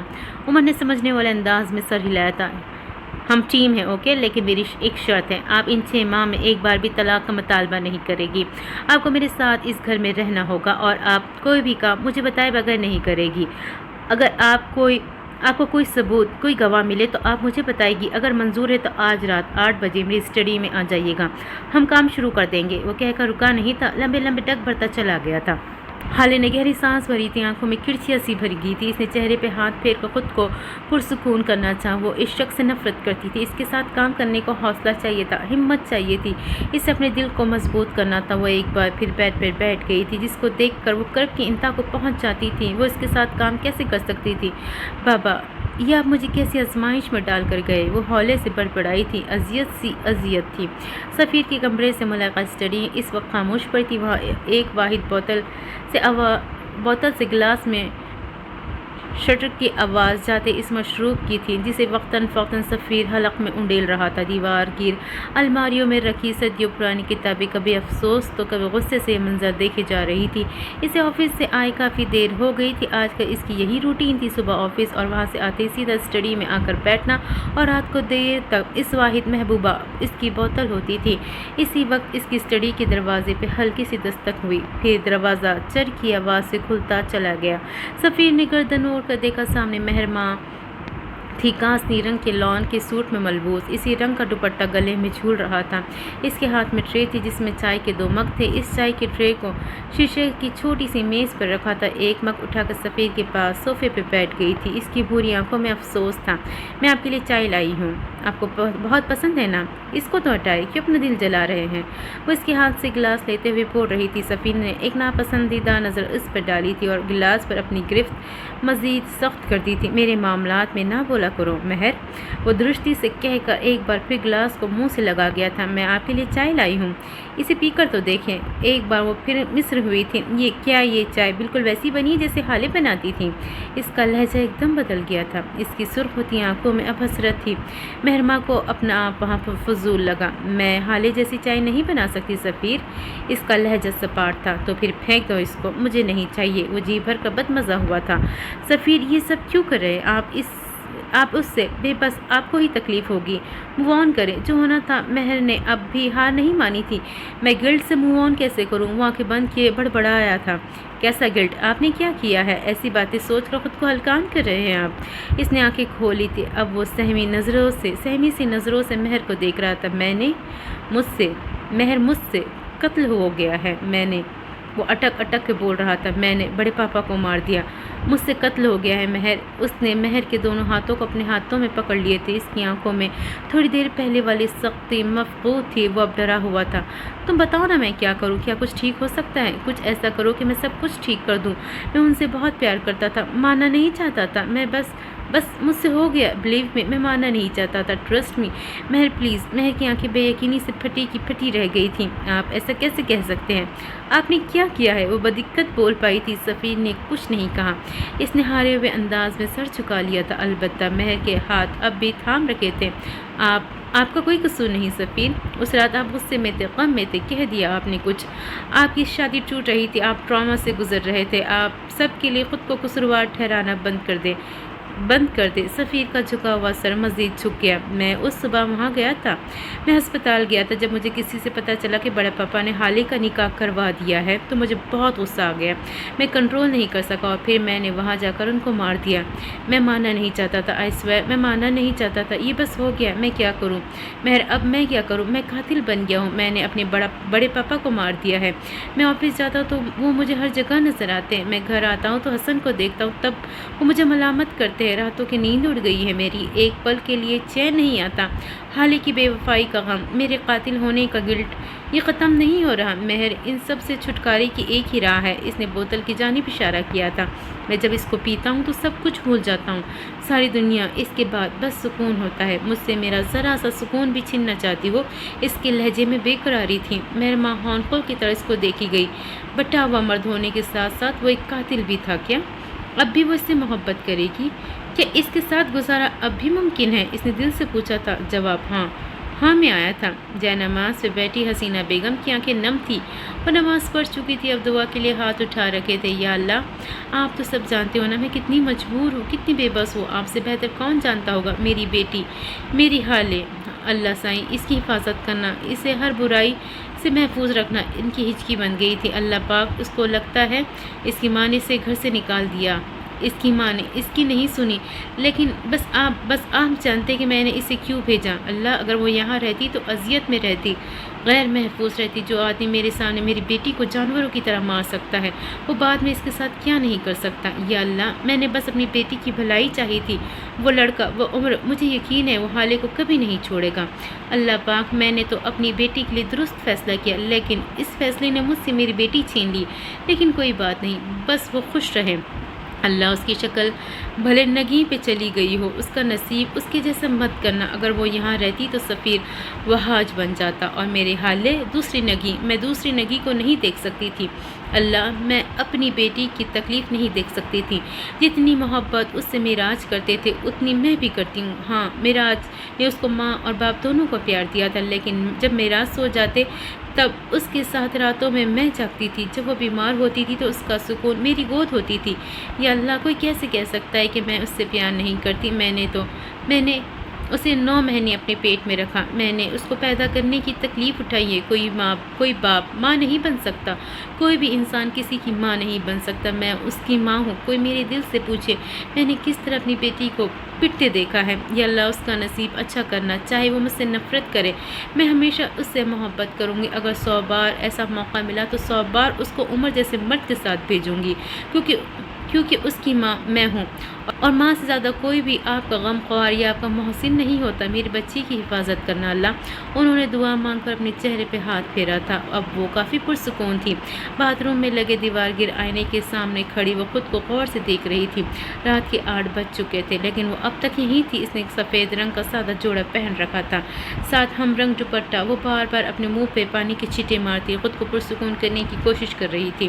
یکایک اس کی آنکھیں نم ہوئیں اور وہ وہی واش بیسن پہ جھکی رونے لگی۔ اسے اپنا باپ شدت سے یاد آ رہا تھا۔ دوسری وجہ عمر تھا۔ میرے خدایا، میں کیسے اس آدمی کے ساتھ کام کروں جس نے میری عزت 2 کوڑی کی کر دی؟ میں کیا کروں؟ میرے پاس تو کوئی جائے فرار بھی نہیں۔ اس کو دیکھتی ہوں تو میرا دل نفرت سے بھرنے لگتا ہے، اس کو سنتی ہوں تو ایسا لگتا ہے کہ کانوں میں جیسے پگھلا ہوا سیسا ڈالا گیا۔ اس کی موجودگی سے مجھے کراہیت آتی ہے، میں اس سے نفرت کرتی ہوں۔ وہ ہنوز نیچے جھکی روتی جاتی، واش بیسن پہ ہاتھ مار مار کے کہی جاتی، مجھے اتنا مجبور کیوں کر دیا اللہ؟ میرے باپ کو مرنے نہ دیتے تو یہ سب نہ ہوتا اللہ۔ میں کیا کروں اللہ؟ ہیون کو بچاؤں یا پھر اپنا مجرم ڈھونڈوں؟ اللہ، مجھے میرے بابا نے مجھے بوجھ کی طرح عمر کے حوالے کر دیا۔ اس نے میرے ساتھ بڑا ظلم کیا ہے، میں نے اس کو خون دیا تھا، اس کو پھر بھی شرم نہیں آئی، اور میں یہاں سے نہیں جا سکتی اللہ۔ جب یہاں سے جاتی ہوں مجھے میرے بابا کی آواز آتی ہے، عمر کو بلاؤ۔ یہ آواز مجھے ہتھوڑی کی طرح لگتی ہے۔ انہوں نے کیوں بلایا اس کو؟ کیوں اللہ؟ مجھے صبر دینا، مجھے ہمت دینا، اس شخص کو برداشت کرنے کی ہمت، اپنے خاندان کو چھوڑنے کی ہمت۔ پلیز مجھے مت چھوڑنا پلیز۔ اس نے اب اپنا جھکا ہوا سر اوپر اٹھایا تھا۔ دیوار گر آئینے میں اب اس کا عکس نظر آ رہا تھا، سرخ متورم آنکھیں، سرخ ہوتی ناک، بکھرے بال، ملگجا سا لباس۔ کیا وہ اس طرح کام کرے گی؟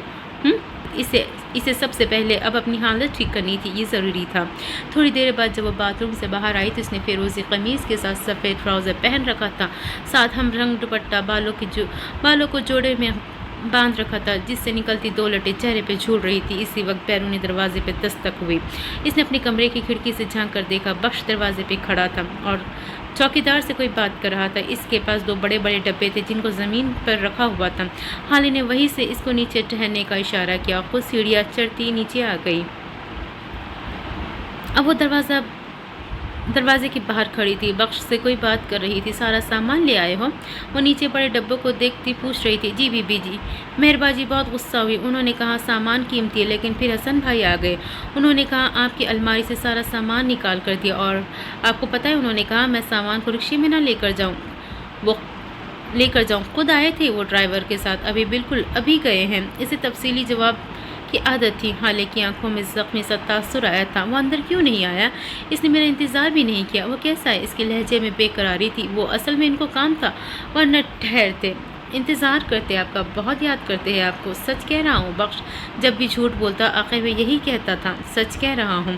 اچھا ٹھیک ہے، تم جاؤ اور اماں کا خیال رکھنا۔ حالے نے بات بدل دی تھی، وہ خاموشی سے کھڑا رہا۔ اسی وقت حالے کی نظر اس کے پیروں میں رکھے سفری بیگ پر پڑی۔ کیا تم گاؤں جا رہے ہو؟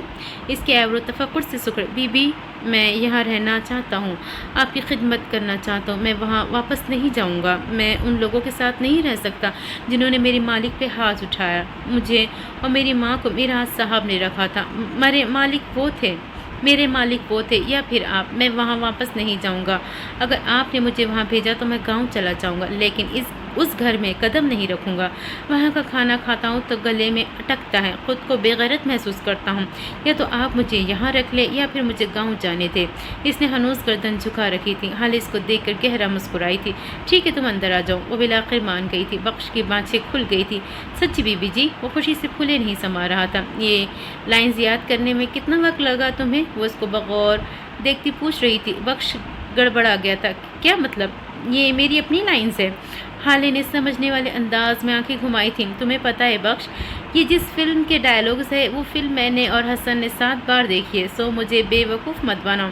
تو کیا اب میں یہاں نہیں رہ سکتا؟ اس کے ارمانوں پہ اوس سی پڑ گئی تھی۔ میں اپنی بات سے مکرتی نہیں ہوں، وہ بول کر مڑ گئی تھی۔ دروازے پر رک کر چوکیدار کو مخاطب کیا، شانو سے کہو اسے کوارٹر میں ایک کمرہ دے دے، اور یاد رہے اس کے کمرے میں کوئی نہ رہے، اسے پڑھائی بھی کرنی ہوتی ہے، یہ سامان بھی اندر پہنچا دو۔ وہ تحکم مگر نرمی سے بولتی اندر بڑھ گئی تھی۔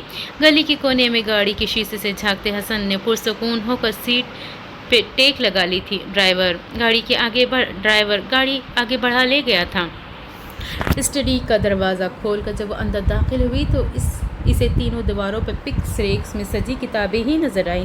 ایک دیوار پر مختلف تھی، اس پر پینٹنگز تھیں، باقی تینوں دیواروں پر جیسے حسرت سے اس کو دیکھ رہی ہو۔ اسٹڈی کافی کشادہ تھی، عین بیچ میں ایک لکڑی کی میز رکھی تھی، اس کے ایک راکنگ چیئر اور اس سے ذرا فاصلے پر 2 سنگل صوفے، جن کے درمیان چھوٹی سی شیشے کی گول میز حائل تھی۔ عمر اسی سنگل صوفے پہ لیپ ٹاپ گود میں رکھے بیٹھا تھا، حالانکہ موجودگی محسوس کرتے ہوئے بھی مڑا نہیں تھا۔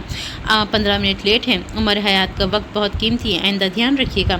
وہ لیپ ٹاپ پہ نظریں جمائے سنجیدگی سے بولا تھا، تم نے کہا تھا میں ان 6 ماہ میں ایک بار بھی تم سے طلاق کا مطالبہ نہیں کروں گی، اور مجھے یہاں تمہارے گھر میں رہنا ہوگا منظور ہے۔ وہ کتابوں کے ریکس کے قریب کھڑی ایک کتاب پہ نظریں جمائے بول رہی تھی، تم نے کہا مجھے اگر کوئی ثبوت ملے، کوئی گواہ ملے، کوئی کلو ملے، میں تمہیں بتاؤں گی، مجھے نہیں منظور۔ عمر نے گردن موڑ کر اس کو دیکھا تھا، یہاں اس کا نیم رخ نظر آتا تھا۔ وہ پرسکون سے کہی جا رہی تھی، تم نے کہا تم اپنے تعلقات، اپنے رقم مجھ پہ خرچ کرو گے کیونکہ میں نے تم پہ احسان کیا اور اب تم بدلہ اتارو گے۔ نہیں منظور، میں نے تم پہ احسان اس لیے نہیں کیا تھا کہ کبھی بدلہ لوں، میں نے وہ سب اللہ کے لیے کیا تھا، اس کے لیے کیے کام کے بدلے میں وہ خود دیتا ہے۔ اور رہی بات رقم کی تو وہ جھکی تھی اور کاٹن میں سے مطلوبہ ڈبے نکالے تھے، وہ شاید جویلری کے ڈبے تھے، نیلا اور ایک سرخ۔ ان دونوں ڈبے عمر کے سامنے رکھ دیے تھے۔ عمر نے اچنبے سے ان دونوں ڈبوں کو دیکھا تھا۔ اس میں کیا ہے اور مجھے کیوں دیا ہے؟ وہ حیران تھا۔ اس میں میری جویلری ہے، میرے ڈائمنڈز، میرے پاس ان کی رسید نہیں ہے ورنہ میں ان کو بیچ کر اپنا کام کرتی، لیکن خیر تم میرے سو کالڈ شوہر ہو نا، تمہیں بھلا رسیدوں کی کیا ضرورت ہے نا؟ وہاں کے پٹ پٹاتی معصومیت سے پوچھ رہی تھی، میں نے سنا ہے عورتیں جس کے پاس اپنا زیور رکھتی ہے اس کو سب سے زیادہ قابل اعتبار سمجھتی ہے، تو کیا میں اپنے بارے میں بھی یہی سمجھوں؟ حالے نے طنزیہ مسکراہٹ کے ساتھ اسے دیکھا تھا، تمہارے مقابلے میں گلی سے گزرتے کسی راہگیر پہ بھی اعتبار کر سکتی ہوں، لیکن تم پہ نہیں۔ میرے لیے تم دنیا کے سب سے زیادہ ناقابل اعتبار آدمی ہو، وہ خشک لہجے میں بولی تھی۔ عمر کی آنکھوں میں رنج اترا تھا۔ پھر کیوں دے رہی ہوں مجھے اپنا قیمتی زیور؟ بقول میرا سلطان اب مر سکتی ہے لیکن اپنے ڈائمنڈز کسی کو نہیں دے سکتی، تو مجھ پر یہ نوازش کیوں؟ کیونکہ تم ساری دنیا کو دھوکہ دے سکتے ہو، ساری دنیا کے ساتھ فراڈ کر سکتے ہو، لیکن میرا سلطان کے معاملے میں تم مخلص ہو۔ تم چاہ کر بھی ان کے گفٹ کیا ہوا زیور گھما نہیں سکتے، نہ اس کے ذریعے مجھے دھوکہ دے سکتے ہو۔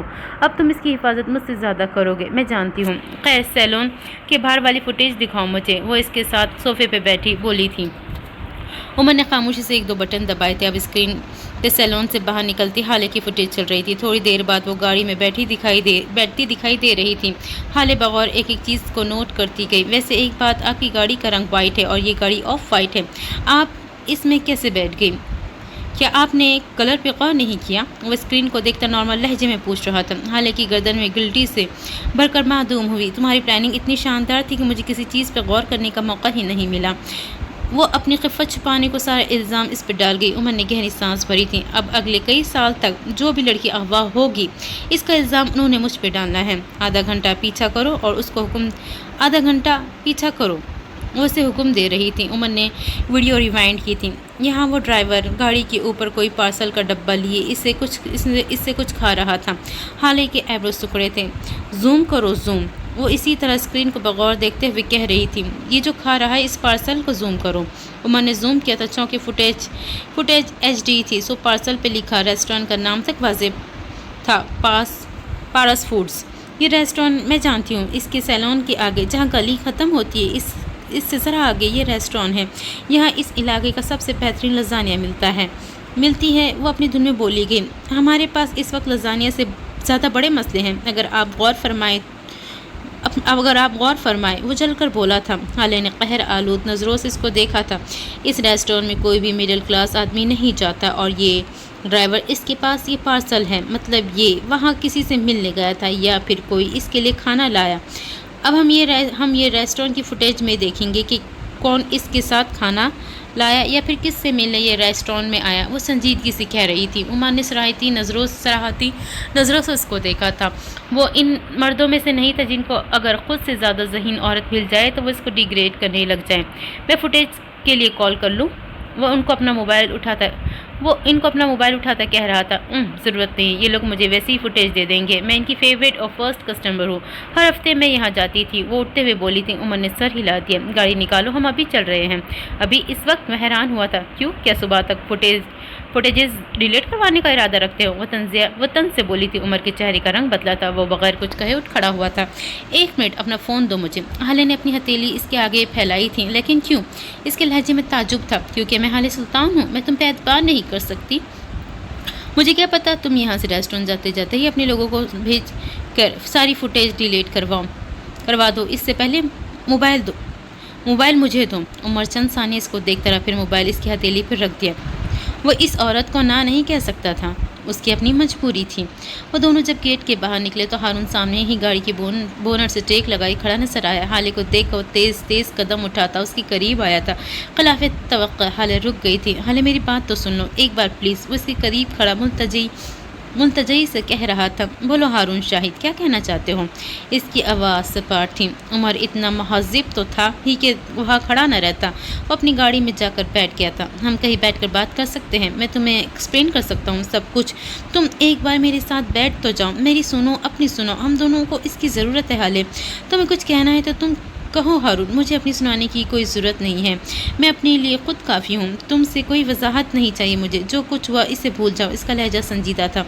ہارون بے چین ہوا تھا۔ مجھے معاف کر دو حالے، جو کچھ بھی ہوا وہ ایک غلط فہمی تھی۔ میں نے وہ سب کچھ تم سے انتقام کے لیے نہیں کیا، میں مجبور تھا، مجھ سے ناراض مت ہو، ہم دونوں دوست ہیں، مجھے سمجھو، مجھے حالات کا اندازہ نہیں تھا، میں نے تمہیں معاف کیا ہارون، ہر چیز کے لیے تم آزاد ہو، میں تم سے ناراض نہیں ہوں، کیونکہ ناراض ان سے ہوا جاتا ہے جن سے کوئی تعلق ہو، ہمارا ہر تعلق تمہاری اس گواہی نے ختم کر دیا تھا، اب تم میرے لیے کچھ بھی نہیں ہو، تم مجھے وضاحت مت دو، مجھ سے معافی مت مانگو، میں نے تمہاری وجہ سے جو کچھ جھیلا اس کا تمہیں اندازہ بھی نہیں، اور اب مجھے فرق نہیں پڑتا، کیونکہ اب میرے پاس تمہارے دکھ سے زیادہ بڑے دکھ ہیں، تمہارے دھوکے سے بڑے دھوکے ہیں، تمہارے غم سے زیادہ بڑے غم ہیں، تم ہارون اب تم میرے لیے کچھ بھی نہیں ہو، معافی چاہیے نا، جو میں نے معاف کیا، آئندہ مجھے یہاں نظر مت آنا پلیز، تمہیں دیکھ کر مجھے تکلیف ہوتی ہے، اور آخری بات، ہم دوست تھے اب نہیں ہے، وہ کہہ کر رکی نہیں تھی، گاڑی کی طرف بڑھ گئی تھی۔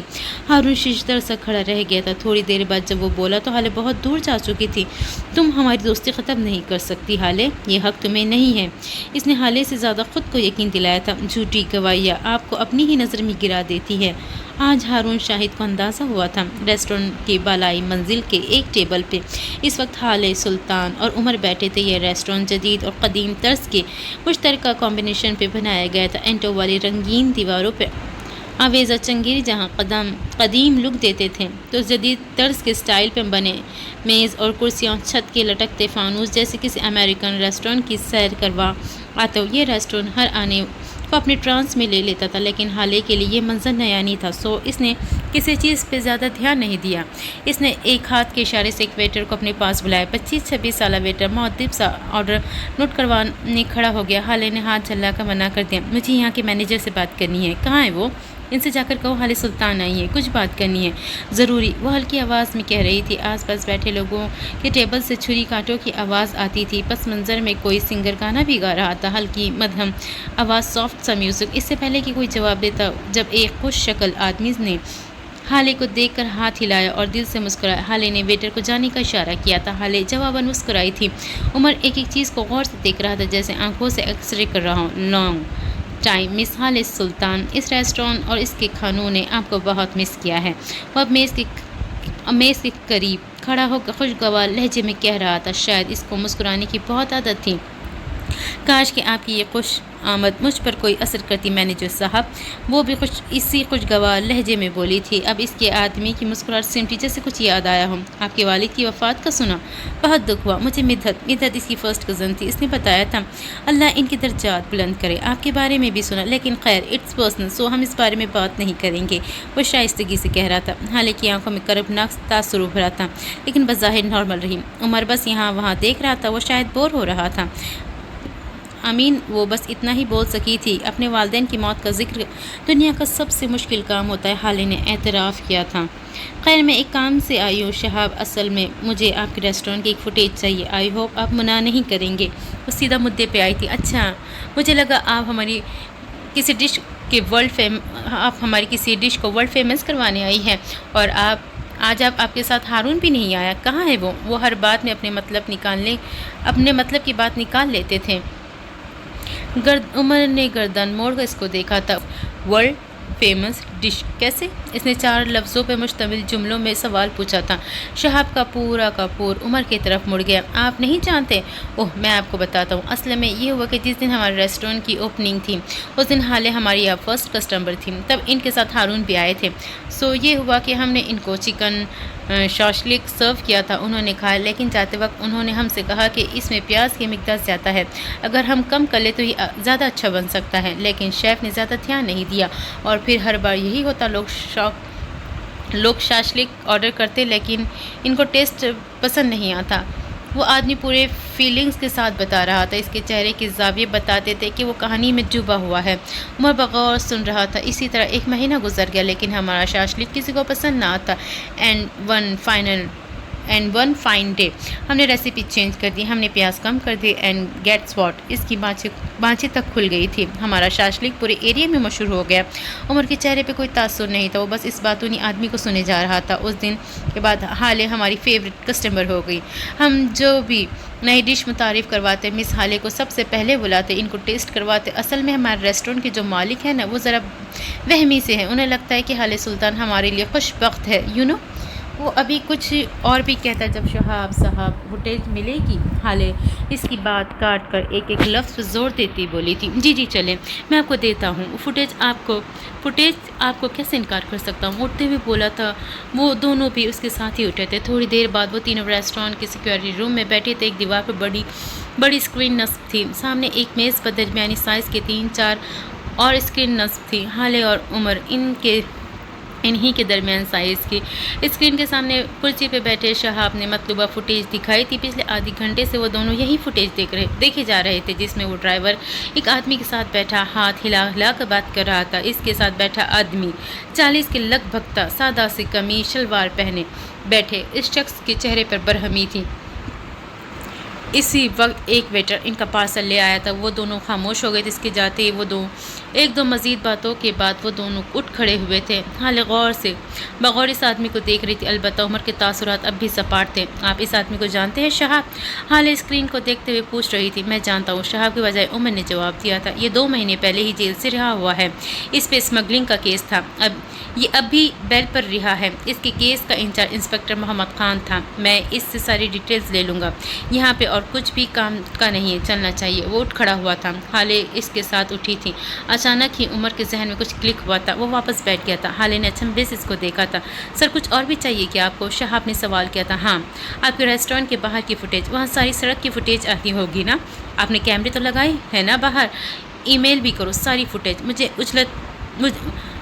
مجھے ساری فوٹیج، وہ اجلت میں کہہ رہا تھا۔ حالے اس کی کان کے پاس جھکی تھی۔ یہ میرا کیس ہے، اس میں تم کچھ بھی میری مرضی کے بغیر نہیں کر سکتے۔ تمہیں فوٹیج چاہیے تو مجھے پہلے بتانا ہوگا۔ کیوں؟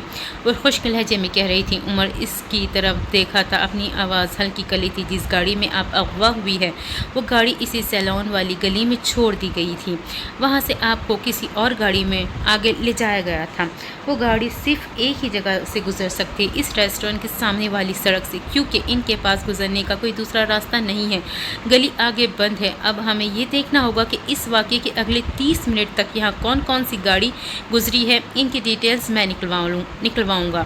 بس ایک بار گاڑی مل جائے۔ وہ اتنے آرام سے اور اتنی ہلکی آواز میں کہہ رہا تھا کہ حالے کے علاوہ کوئی اور سن ہی نہ سکے۔ اگر وہ گاڑی 1-2 گھنٹے بعد گزری ہو اور آدھے گھنٹے تک، تو ہم आधे घंटे तक तो यहाँ से 100 गाड़ियाँ गुजरी होगी। हम किस किस गाड़ी के मालिक के पास जाते रहेंगे, किस किस को ब्लेम करेंगे, वो गैर आरामदाह थी। आप फिक्र ना करें, मेरे पास एक इन्वेस्टिगेटर है, मैं इसे सब गाड़ियों के नंबर प्लेट्स भेज दूँगा। वो मुझे सिर्फ इन लोगों की प्रोफाइल भेजेगी जिन पर शक किया जा सके। वो अपने काम में माहिर है और मुझे इस पर बहुत एतबार है। वो अब इसको नहीं देख रहा था, इसकी नज़र स्क्रीन पर जमी थी। इसने पहले सारी फुटेज देखी और फिर अपनी ईमेल पर भेज दी। अब वो कदर बेहतर नज़र आता था। वो दोनों जाने के लिए उठ खड़े हुए थे। शहाब के चेहरे के तासुरात साफ बताते थे कि उसे ये उम्र हयात कुछ ख़ास पसंद नहीं आया। मुझे तो बोलने ही नहीं दिया। वो बड़बड़ाते हुए बाहर चला गया। गाड़ी में बैठी हाले खिड़की से बाहर देख रही थी। इसकी आंखों में एक उदासी सी थी। हारून को देखकर दिल चाहा कि इससे हर बात कह दे, लेकिन फिर अगले ही लम्हे जैसे दिल सख्त हो गया। और इस वक्त भी वो उसी के बारे में सोच रही थी। आधा शहर में वो हारून के साथ जाती रही थी। क्या इतनी जल्दी वो उसका नाम अपने नाम के साथ हटा सकती थी? क्या कोई ऐसी जगह होगी जहाँ इसे हारून एक बार भी याद ना आए? लाता सोचे थी जो इसके दिमाग में थी। फिर एकदम इरा सुल्तान का ख्याल आया। रूह तक ज़ख्मी होने लगी। इस वक्त उमर ने इसको मुखातिब कर लिया था। मेरा फ़ोन मिल सकता है?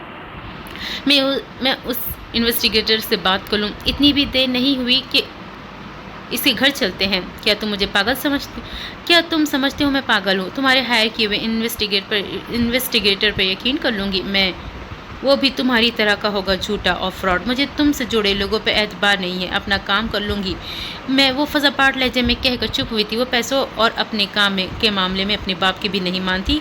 अपना गलत काम पूरी ईमानदारी से करती है। अगर आप इसे सिर्फ 5,000 से ज़्यादा दे दे तो अपनी माँ की डिटेल्स भी भेज देगी। वो काम के मामले में रिश्तेदारियों की कायल नहीं है। मैं आपको इसका पता दे रहा हूँ क्योंकि मैं यहाँ का हिस्सा हूँ, इस सिस्टम में सांस लेता हूँ।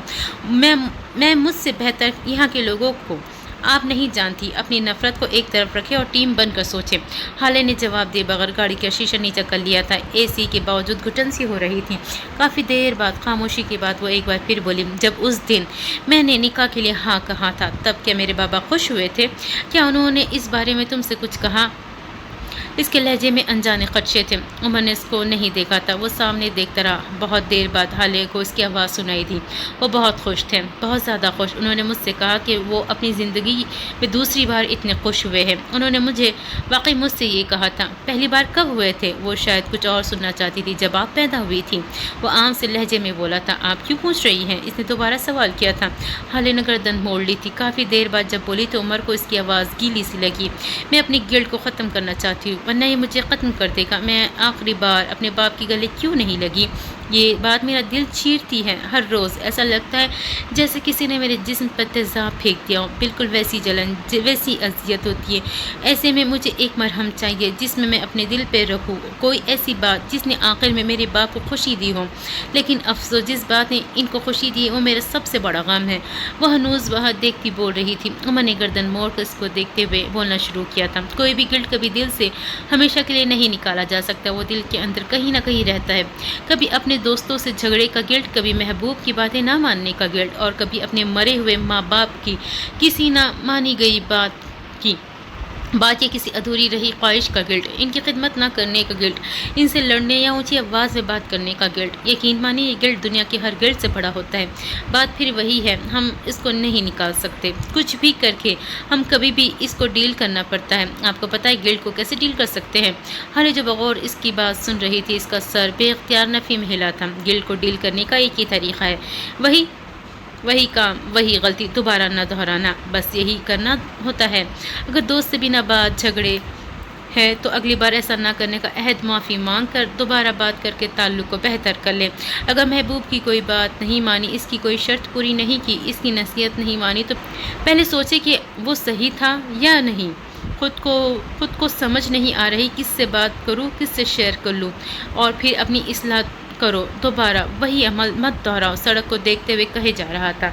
अब आते हैं माँ बाप के हवाले से कोई गिल्ट। ये गिल्ट बहुत बड़ा होता है। अगर माँ या बाप के झगड़े या बदतमीज़ी का गिल्ट है तो आइंदा ऐसा ना करने की कसम खा लो और वाकई ऐसा ना करो। ان سے محبت سے بات کرو. اگر ان میں سے کوئی ایک نہیں رہا تو دوسرے پیرنٹ کی وہی بات مان کر اپنے گلٹ سے ڈیل کرو. اس طرح گلٹ ختم نہیں ہوگا، لیکن آپ مصروف ہو جائیں گے ایک اچھے مثبت کام میں، اور اس گلٹ کو آپ پر حملہ آور ہونے کا موقع نہیں ملے گا. اور اگر مل بھی گیا تو آپ اس کی آنکھوں میں آنکھیں ڈال کر کہہ سکتے ہو کہ اب آپ خود پہ کام کر رہے ہو، آپ خود کو بہتر بنا رہے ہو، آپ وہی غلطی دوبارہ نہیں کر رہے. تو اب اسے کوئی حق نہیں پہنچتا کہ وہ تمہیں ختم کرے. اسے اگر رہنا ہے تو دل کے کسی کونے میں پڑا سسکتا رہے، لیکن آپ کو ہرٹ نہ کرے. وہ بول کر خاموش ہو گیا تھا. ایک طلسم سا تھا جو چھناکے کے ساتھ ٹوٹا تھا. حالے بس اس کو دیکھ کر رہ گئی تھی. تمہارے بابا سے کیا تعلق تھا؟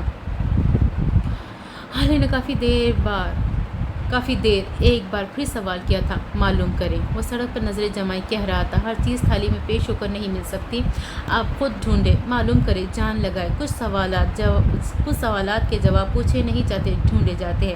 یہ بھی ایک ایسا ہی سوال ہے. حالے نے کوئی جواب نہیں دیا تھا. وہ اس سے پوچھنا چاہتی تھی کہ اس کہانی کا وکٹم کیسے ہے، لیکن نہیں، وہ نہیں پوچھ سکی. وہ اسے کیا کہتی کہ اس کے باپ نے خواب میں آ کر یہ سب بتایا، یا پھر یہ کہتی کہ اسے یہ بھی یاد نہیں کہ وہ خواب تھا بھی یا نہیں، کہ اس کی بات کا کوئی لاجک نہیں تھا. وہ خاموش رہی. عمر بھی خاموشی سے ڈرائیو کرتا رہا. باہر آسمان سیاہ سے سیاہ تر ہوتا گیا. سلطان منزل کی ویرانی قبرستانوں کے سناٹے کو مات دیتی تھی. پروا اور مہر لان میں رکھی کرسیوں پہ بیٹھی کافی پی رہی تھی. رات قطرہ قطرہ پگھل رہی تھی. شمس سلطان اور سفیر اب تک گھر نہیں آئے تھے. یوسف سلطان تھوڑی دیر پہلے ہی سوئے تھے. اس وقت کرسی پہ بیٹھی مہر ماں دور آسمان کو تاریک ہوتا دیکھ رہی تھی. تمہیں پتہ ہے مہر، میں کتنی خوش ہوں. پروا کی طمانینت بھری آواز اس کی سماعتوں سے ٹکرائی. کیوں؟ مہر کی آواز بوجھل تھی. میرے پاس اب سب کچھ ہے. تم میری بہو بن گئی. میرا شوہر کو اس کا خواب مل گیا. اس گھر سے نگی کی کاربن کاپی نکل گئی. جیسا میں نے چاہا تھا سب ویسا ہی ہوا. عالم ارواح میں موجود کئی روحوں کو سکون نصیب ہوا ہوگا. اس نے آنکھیں موندے پرسکون سے کہہ رہی تھی. میری بہن کے بارے میں اس طرح مت بولے. مہر نے ان کو ٹوکا تھا. میں اسے بہت یاد کرتی ہوں. پتہ نہیں وہ لڑکا اس کے ساتھ کیسا سلوک کرتا ہوگا. وہ اسے پیسے تک نہیں دیتا. آج اس نے اپنی ساری جیولری منگوائی ہے مجھ سے. اللہ جانے کس حال میں ہوگی، کیا ضرورت پیش آئی ہوگی اسے. وہ آسمان کو دیکھتی بول رہی تھی. فروا نے نقوہ سے سر جھٹکا تھا. میری بلا سے وہ بھاڑ میں جائے. سفیر ڈرنک کرنے لگے ہیں مومانی. مجھے نہیں سمجھ آ رہی میں ان کو کیسے روکوں. وہ بہت اپسیٹ ہے. ان کا دل بہت بری طرح ٹوٹا ہے. مجھے نہیں لگتا میں دوبارہ اسے جوڑ پاؤں گی. مہر نے بات بدل لی تھی. فروا کے چہرے کا رنگ بدلا تھا. مہر، تم ایک عورت ہو. تم سے ایک مرد قابو میں نہیں آ رہا. کیا تمہیں یہ سب بھی میں بتاؤں؟ اسے محبت دو، اپنا عادی بناؤ، خود ہی تمہاری طرف مائل ہو جائے گا. تم محنت کرو. بغیر محنت کے گھر نہیں بنتے. اس کے لیے اگر حال سلطان کا لیزر بننا پڑے تو بن جاؤ. خیر یہ بتاؤ کہ بابا جان کا کیا سلوک ہے تمہارے ساتھ؟ مہر دل کھول کر مسکرائی تھی. ابا میرے ہے مومانی. ان سب کرائسس میں ایک بات اچھی ہے جو ثابت ہوئی، وہ مہر ماں کو یوسف سلطان مل گئے ہیں. آپ کو پتہ ہے وہ سارا دن مجھ سے بات کرتے ہیں، میرے ہاتھ کی چائے پیتے ہیں، کھانا کھاتے ہیں، اور تو اور انہوں نے میرا ہاتھ چوما. Can you believe it? انہوں نے میرا ہاتھ چوما. مجھے میرا باپ مل گیا ہے، مجھے ابا مل گئے ہیں. نعمت تو اللہ نے مجھے دی ہے، کرم تو اس کا مجھ پہ ہوا ہے. کیا آپ خوش ہوں گی جتنی میں ہوں؟ اور تمہیں خوش دیکھ کر میں خوش ہوں، کیونکہ اس دنیا میں تمہیں فروا سے زیادہ محبت کوئی نہیں کر سکتا. تم مجھے سفیر سے بھی زیادہ عزیز ہو. فروا سلطان تمہارے لیے مر بھی سکتی ہے اور مار بھی سکتی ہے، یاد رکھنا. وہ اس کے ہاتھ پہ اپنا ہاتھ رکھے یاد دہانی کروا رہی تھی. مہر دور آسمان کو دیکھتی مسکرا رہی تھی. وہ دونوں ایک 3 منزل بلڈنگ کی دوسری منزل کے ایک فلیٹ کے دروازے پہ کھڑے تھے. عمر نے بیل بجائی. تھوڑی دیر بعد دروازہ کھلا. ایک 27-28 سالہ دبلی پتلی سی لڑکی دروازے پر نمودار ہوئی تھی. عمر کو دیکھ کر وہ دل سے مسکرائی تھی. اس کی رنگت سانولی تھی، آنکھیں سنہری، بال چھوٹے کٹے ہوئے جو بمشکل گردن کو ڈھانپتے. اس نے ڈھیلی سفید شرٹ کے ساتھ ٹراؤزر پہن رکھا تھا. وہ پرکشش تھی بہت زیادہ، اتنا کہ کوئی اس کو ایک بار دیکھے تو دوبارہ ضرور دیکھنا چاہے. الفا، عمر آج تمہیں میری یاد کیسی آ گئی؟ وہ نروٹے پن سے شکوہ کر رہی تھی. الفا اس بھیڑیے کو کہا جاتا ہے جو سفر کے وقت قافلے کا سردار ہوتا ہے. عمر بغیر جواب دیے اندر داخل ہو گیا تھا. اسی وقت اس لڑکی کی نظر حالے پہ پڑی تھی. چونکہ وہ عمر کے پیچھے کھڑی تھی سو اس کو نظر نہیں آئی تھی، یا پھر اس نے دیکھنا نہیں چاہا تھا. تم بھی آ جاؤ. اس نے اب حالے کو اندر بلا لیا تھا. اندر آؤ. تو فلیٹ کی ساری دیواروں پہ جا بجا اسٹیکی نوٹس لگے تھے. فلیٹ کی حالت ابتر تھی. صوفے پہ رکھے کشن اب زمین کی زینت بنے پڑے تھے. کافی کے خالی مگ آرڈر کیے ہوئے کھانے کے ڈبے میز پہ پڑے تھے۔ وہ لڑکی جتنی خوبصورت تھی اتنی ہی پھوڑ تھی۔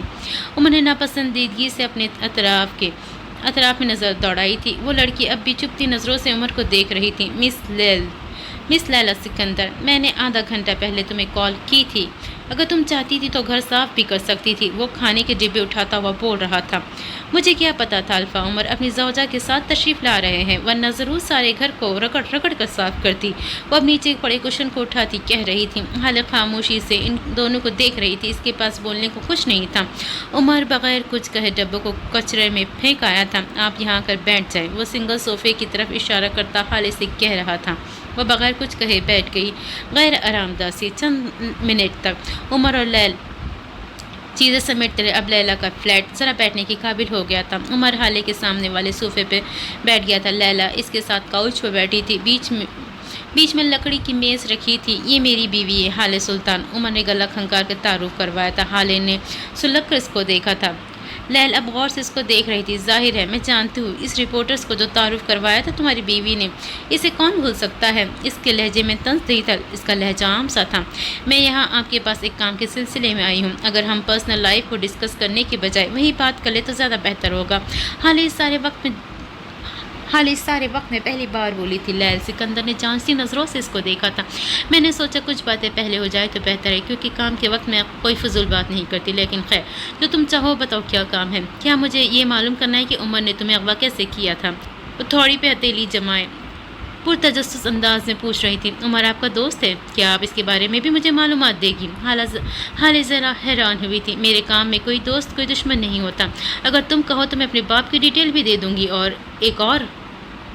ایک اور بات، الفا عمر میرا دوست نہیں ہے، اگر تم نہ آتی تو اب تک میں سے شادی کر چکی ہوتی، وہ حالے کو دیکھتے ہوئے کہہ رہی تھی۔ عمر جتاتی نظروں سے حالے کو دیکھ رہا تھا۔ لیل کی آخری بات پر گڑبڑا گیا تھا۔ میری طرف سے ابھی قاضی کو بلوا لیں۔ اوکے مجھے کچھ گاڑیوں کی ڈیٹیل چاہیے اور ایک آدمی اس کے بارے میں بھی معلومات چاہیے، لیکن ذرا جلدی، میرے پاس زیادہ وقت نہیں ہے، میرے پاس فوٹیج ہے، آپ کو بھیج دیتی ہوں۔ اوکے حالے نے آخر میں سوالیہ نظروں سے اس کو دیکھا تھا۔ میں گاڑیوں کو نہیں، لوگوں کو انویسٹیگیٹ کرتی ہوں، یہ میرا کام نہیں ہے، لیکن خیر تمہارا یہ کام بھی میں کسی اور سے کروا دوں گی، اور جس آدمی کی ڈیٹیل تمہیں چاہیے کچھ دنوں تک مل جائے گی۔ میں اپنی پوری کوشش کروں گی کہ اس کام کو جلد از جلد کر لوں، یہ تمہیں میرے فیور ہوگا۔ وہ سوچ کر کہہ رہی تھی، لیکن میں آپ کو پھر بھی پے کروں گی۔ حالے مصر ہوئی تھی۔ لیل اپنی جگہ سے اٹھ کر اس کے سامنے کھڑی ہو گئی تھی۔ ہنی میں نے کب کہا کہ میں تمہارا کام فری میں کروں گی؟ فیور کا مطلب تھا کہ تمہارا کام جلدی کروں گی۔ پیسوں کے معاملے میں اپنی باپ کو بھی نہیں بخشتی۔ 1 گھنٹے کا 3000 چارج کروں گی میں، منظور ہے؟ ڈیٹیلز ای میل کر دو، وہ کہتی کچن کی طرف بڑھ گئی تھی۔ اوکے مجھے منظور ہے، حالے نے پیچھے سے آواز لگائی تھی۔ عمر ان دونوں سے بے نیاز اپنے موبائل پہ کسی کو میسج کرا تھا، ای میل ایڈریس لکھو۔ پھر وہ وہیں سے بول رہی تھی۔ اپنا ایڈریس لکھوانے کے تھوڑی دیر بعد وہ ٹرے میں 3 مگ لیے چلے آئی تھی۔ لیلا کے کافی پیتے ہوئے حالے نے اس کو فوٹیج بھیج دی تھی۔ باقی سارے معاملات بھی طے ہو گئے تھے۔ تبھی حالے اٹھ کھڑی ہوئی تھی۔ اس نے کافی نہیں پی تھی، اس کا کپ انچھوا رکھا تھا۔ عمر اس کو دیکھ کر اٹھا تھا۔ وہ دونوں دروازے کے باہر تھے جب لیل نے عمر کو کوہنی سے پکڑ کر روک لیا تھا۔ حالے نے اس طرف نہیں دیکھا، وہ آگے بڑھ گئی تھی۔ اب وہ عمر کی طرف دیکھ رہی تھی، جانچتی، ایکس رے کرتی نظریں۔ اس سب میں کیوں پھنس رہے ہو الفا؟ تمہیں نہیں لگتا یہ اس کا ٹائپ نہیں ہے؟ وہ ایک مغرور ایلیٹ کلاس کی لڑکی ہے، اسے فیشن اور کھانوں تک رکھو۔ وہ اس ماحول میں سروائیو نہیں کر سکے گی۔ اس کے اندر اب بھی معصومیت باقی ہے، وہ یہ سب نہیں جھیل سکے گی۔ اس کی آنکھوں میں تفکر تھا۔ عمر نے نرمی سے اپنی کوہنی چڑھوائی، اس کی آنکھوں میں دیکھا تھا اور بولنا شروع کیا۔ جو عورت ذلت جھیل لیتی ہے پھر وہ سب کچھ جھیل سکتی ہے۔ تمہیں پتا تو ہوگا میرا سلطان کی بیٹی ہے، انہوں نے آخری وقت میں مجھ سے کہا تھا کہ وہ اپنی بیٹی کو خدا کے بعد میرے حوالے کر رہے ہیں۔ تم جانتی ہوگی ان کا مطلب یہ ہرگز نہیں تھا کہ میں ان کی بیٹی کو روٹی، کپڑا اور مکان یہ سب کچھ دوں یا پھر ان کو ٹپیکل بیوی بنا کر رکھوں۔ ان کا مطلب میں سمجھ گیا تھا، اب میں وہی کر رہا ہوں تم مجھے کرنے دو، اپنے پیروں پہ کھڑا ہونے دو۔ معصوم تو تم بھی تھی لیل، تم نے بھی تو سروائیو کیا ہے نا؟ اس کا لہجہ نرم تھا، جبکہ لیل اب بھی متذب تھی۔ میں یتیم تھی عمر، میں نے اپنے ماں باپ کو دیکھا تک نہیں تھا، میرے آگے پیچھے کوئی نہیں تھا، مجھے اپنے لیے خود کھڑا ہونا پڑا۔ وہ جھنجھلائی تھی۔ پھر فکر مت کرو، اب وہ بھی یتیم ہے، اس نے اپنے ماں باپ کو دیکھ رکھا ہے، ایسا یتیم زیادہ خطرناک ہوتا ہے، تم اس کو چھوڑو، اس کے لیے عمر حیات ہے، اپنا کام کرو، اوکے؟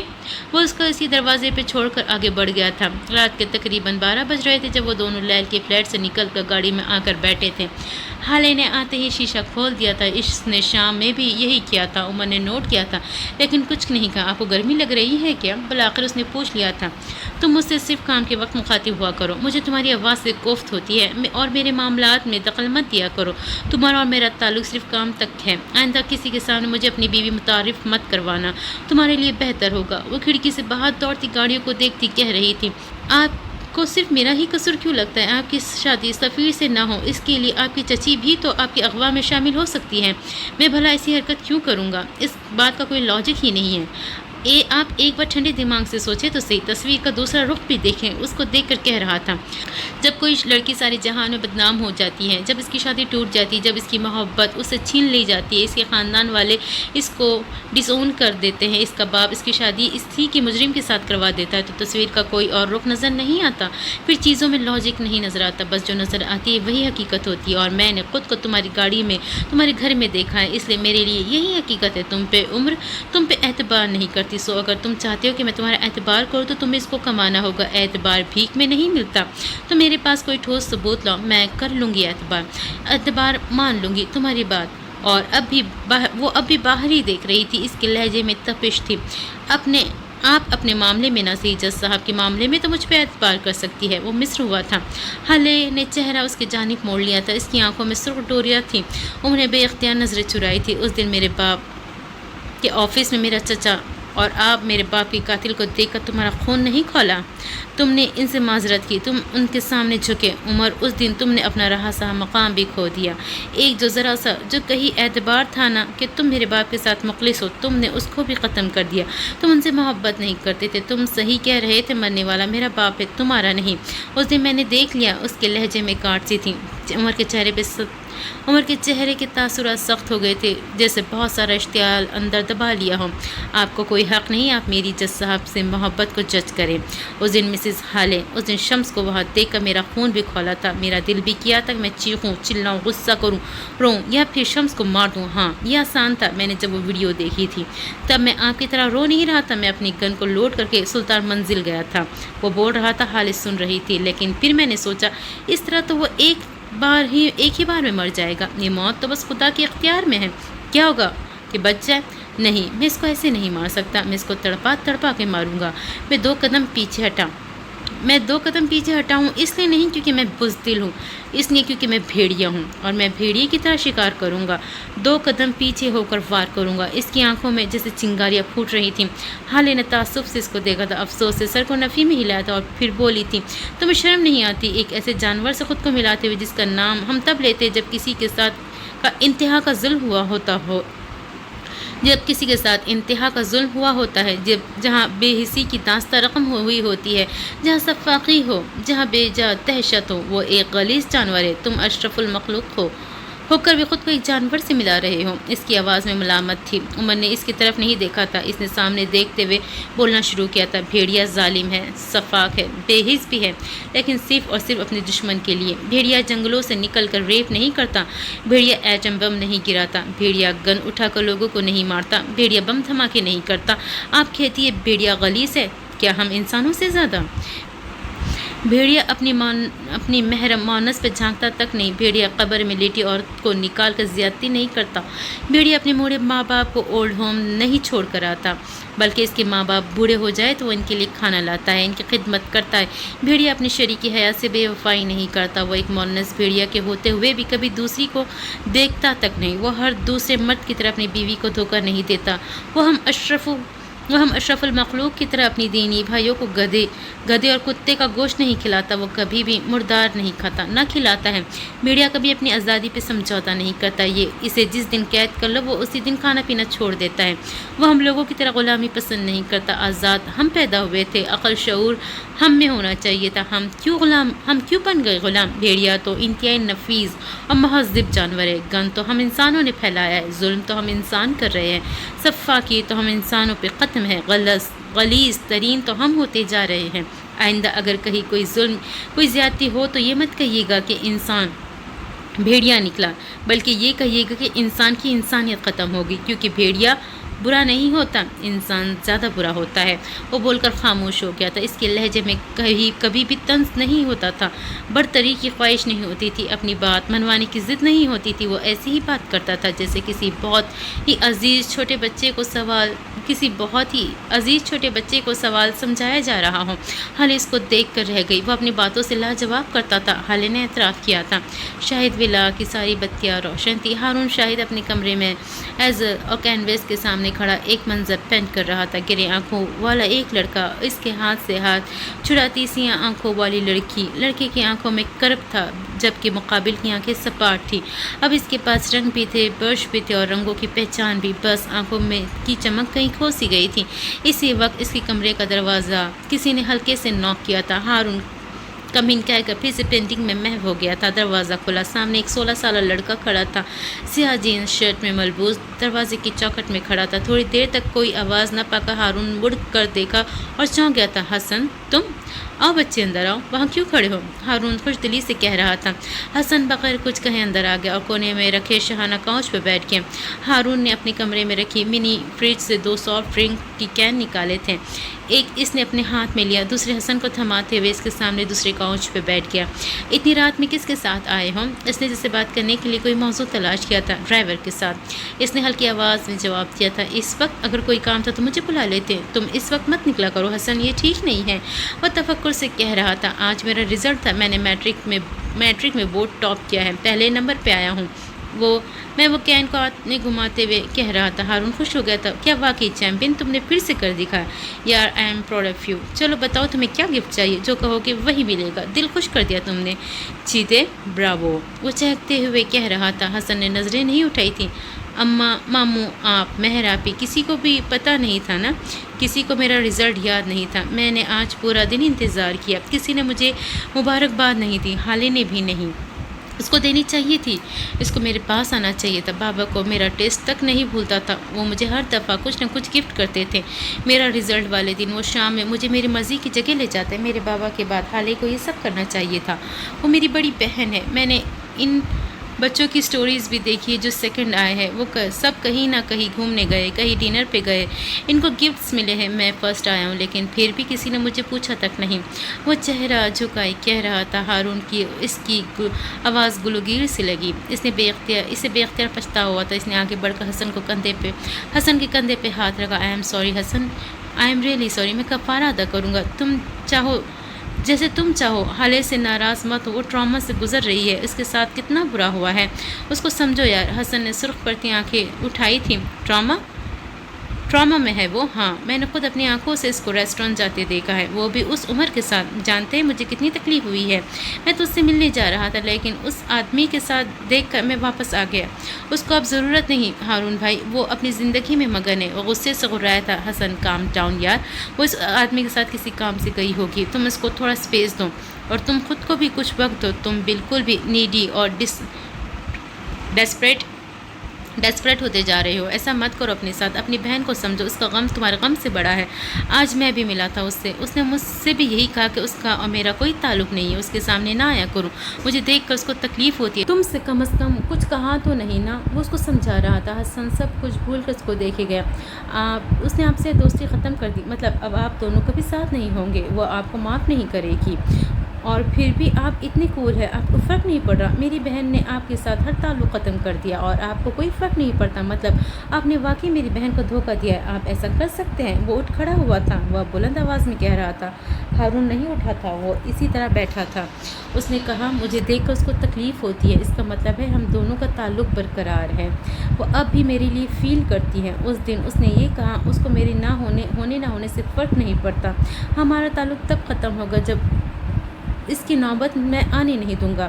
حسن بے دم سا ہو کر بیٹھ گیا۔ یہ تعلق میرے لیے زندگی ہے حسن، میں نے اس کو اس کے حال پہ چھوڑ دیا، میں نے اس سے زبردستی شادی نہیں کی، صرف اس لیے کیونکہ میں چاہتا تھا کہ مجھ سے نفرت نہ کریں، یہ چیز مجھ سے برداشت نہ ہوتی۔ دیکھو वही हुआ, मगर तुम देखना मैं इसे कभी नहीं छोड़ूंगा, मैं इस पे गिव अप नहीं करूंगा। मुझे हमारी दोस्ती और हाल की हर चीज़ ज़्यादा अजीज़ है। मैं इसे ताल्लुक़ को दोबारा बना लूँगा, चाहे जो मर्ज़ी करना पड़े। वो हसन को देखते हुए कह रहा था। हसन खामोशी से उठ खड़ा हुआ।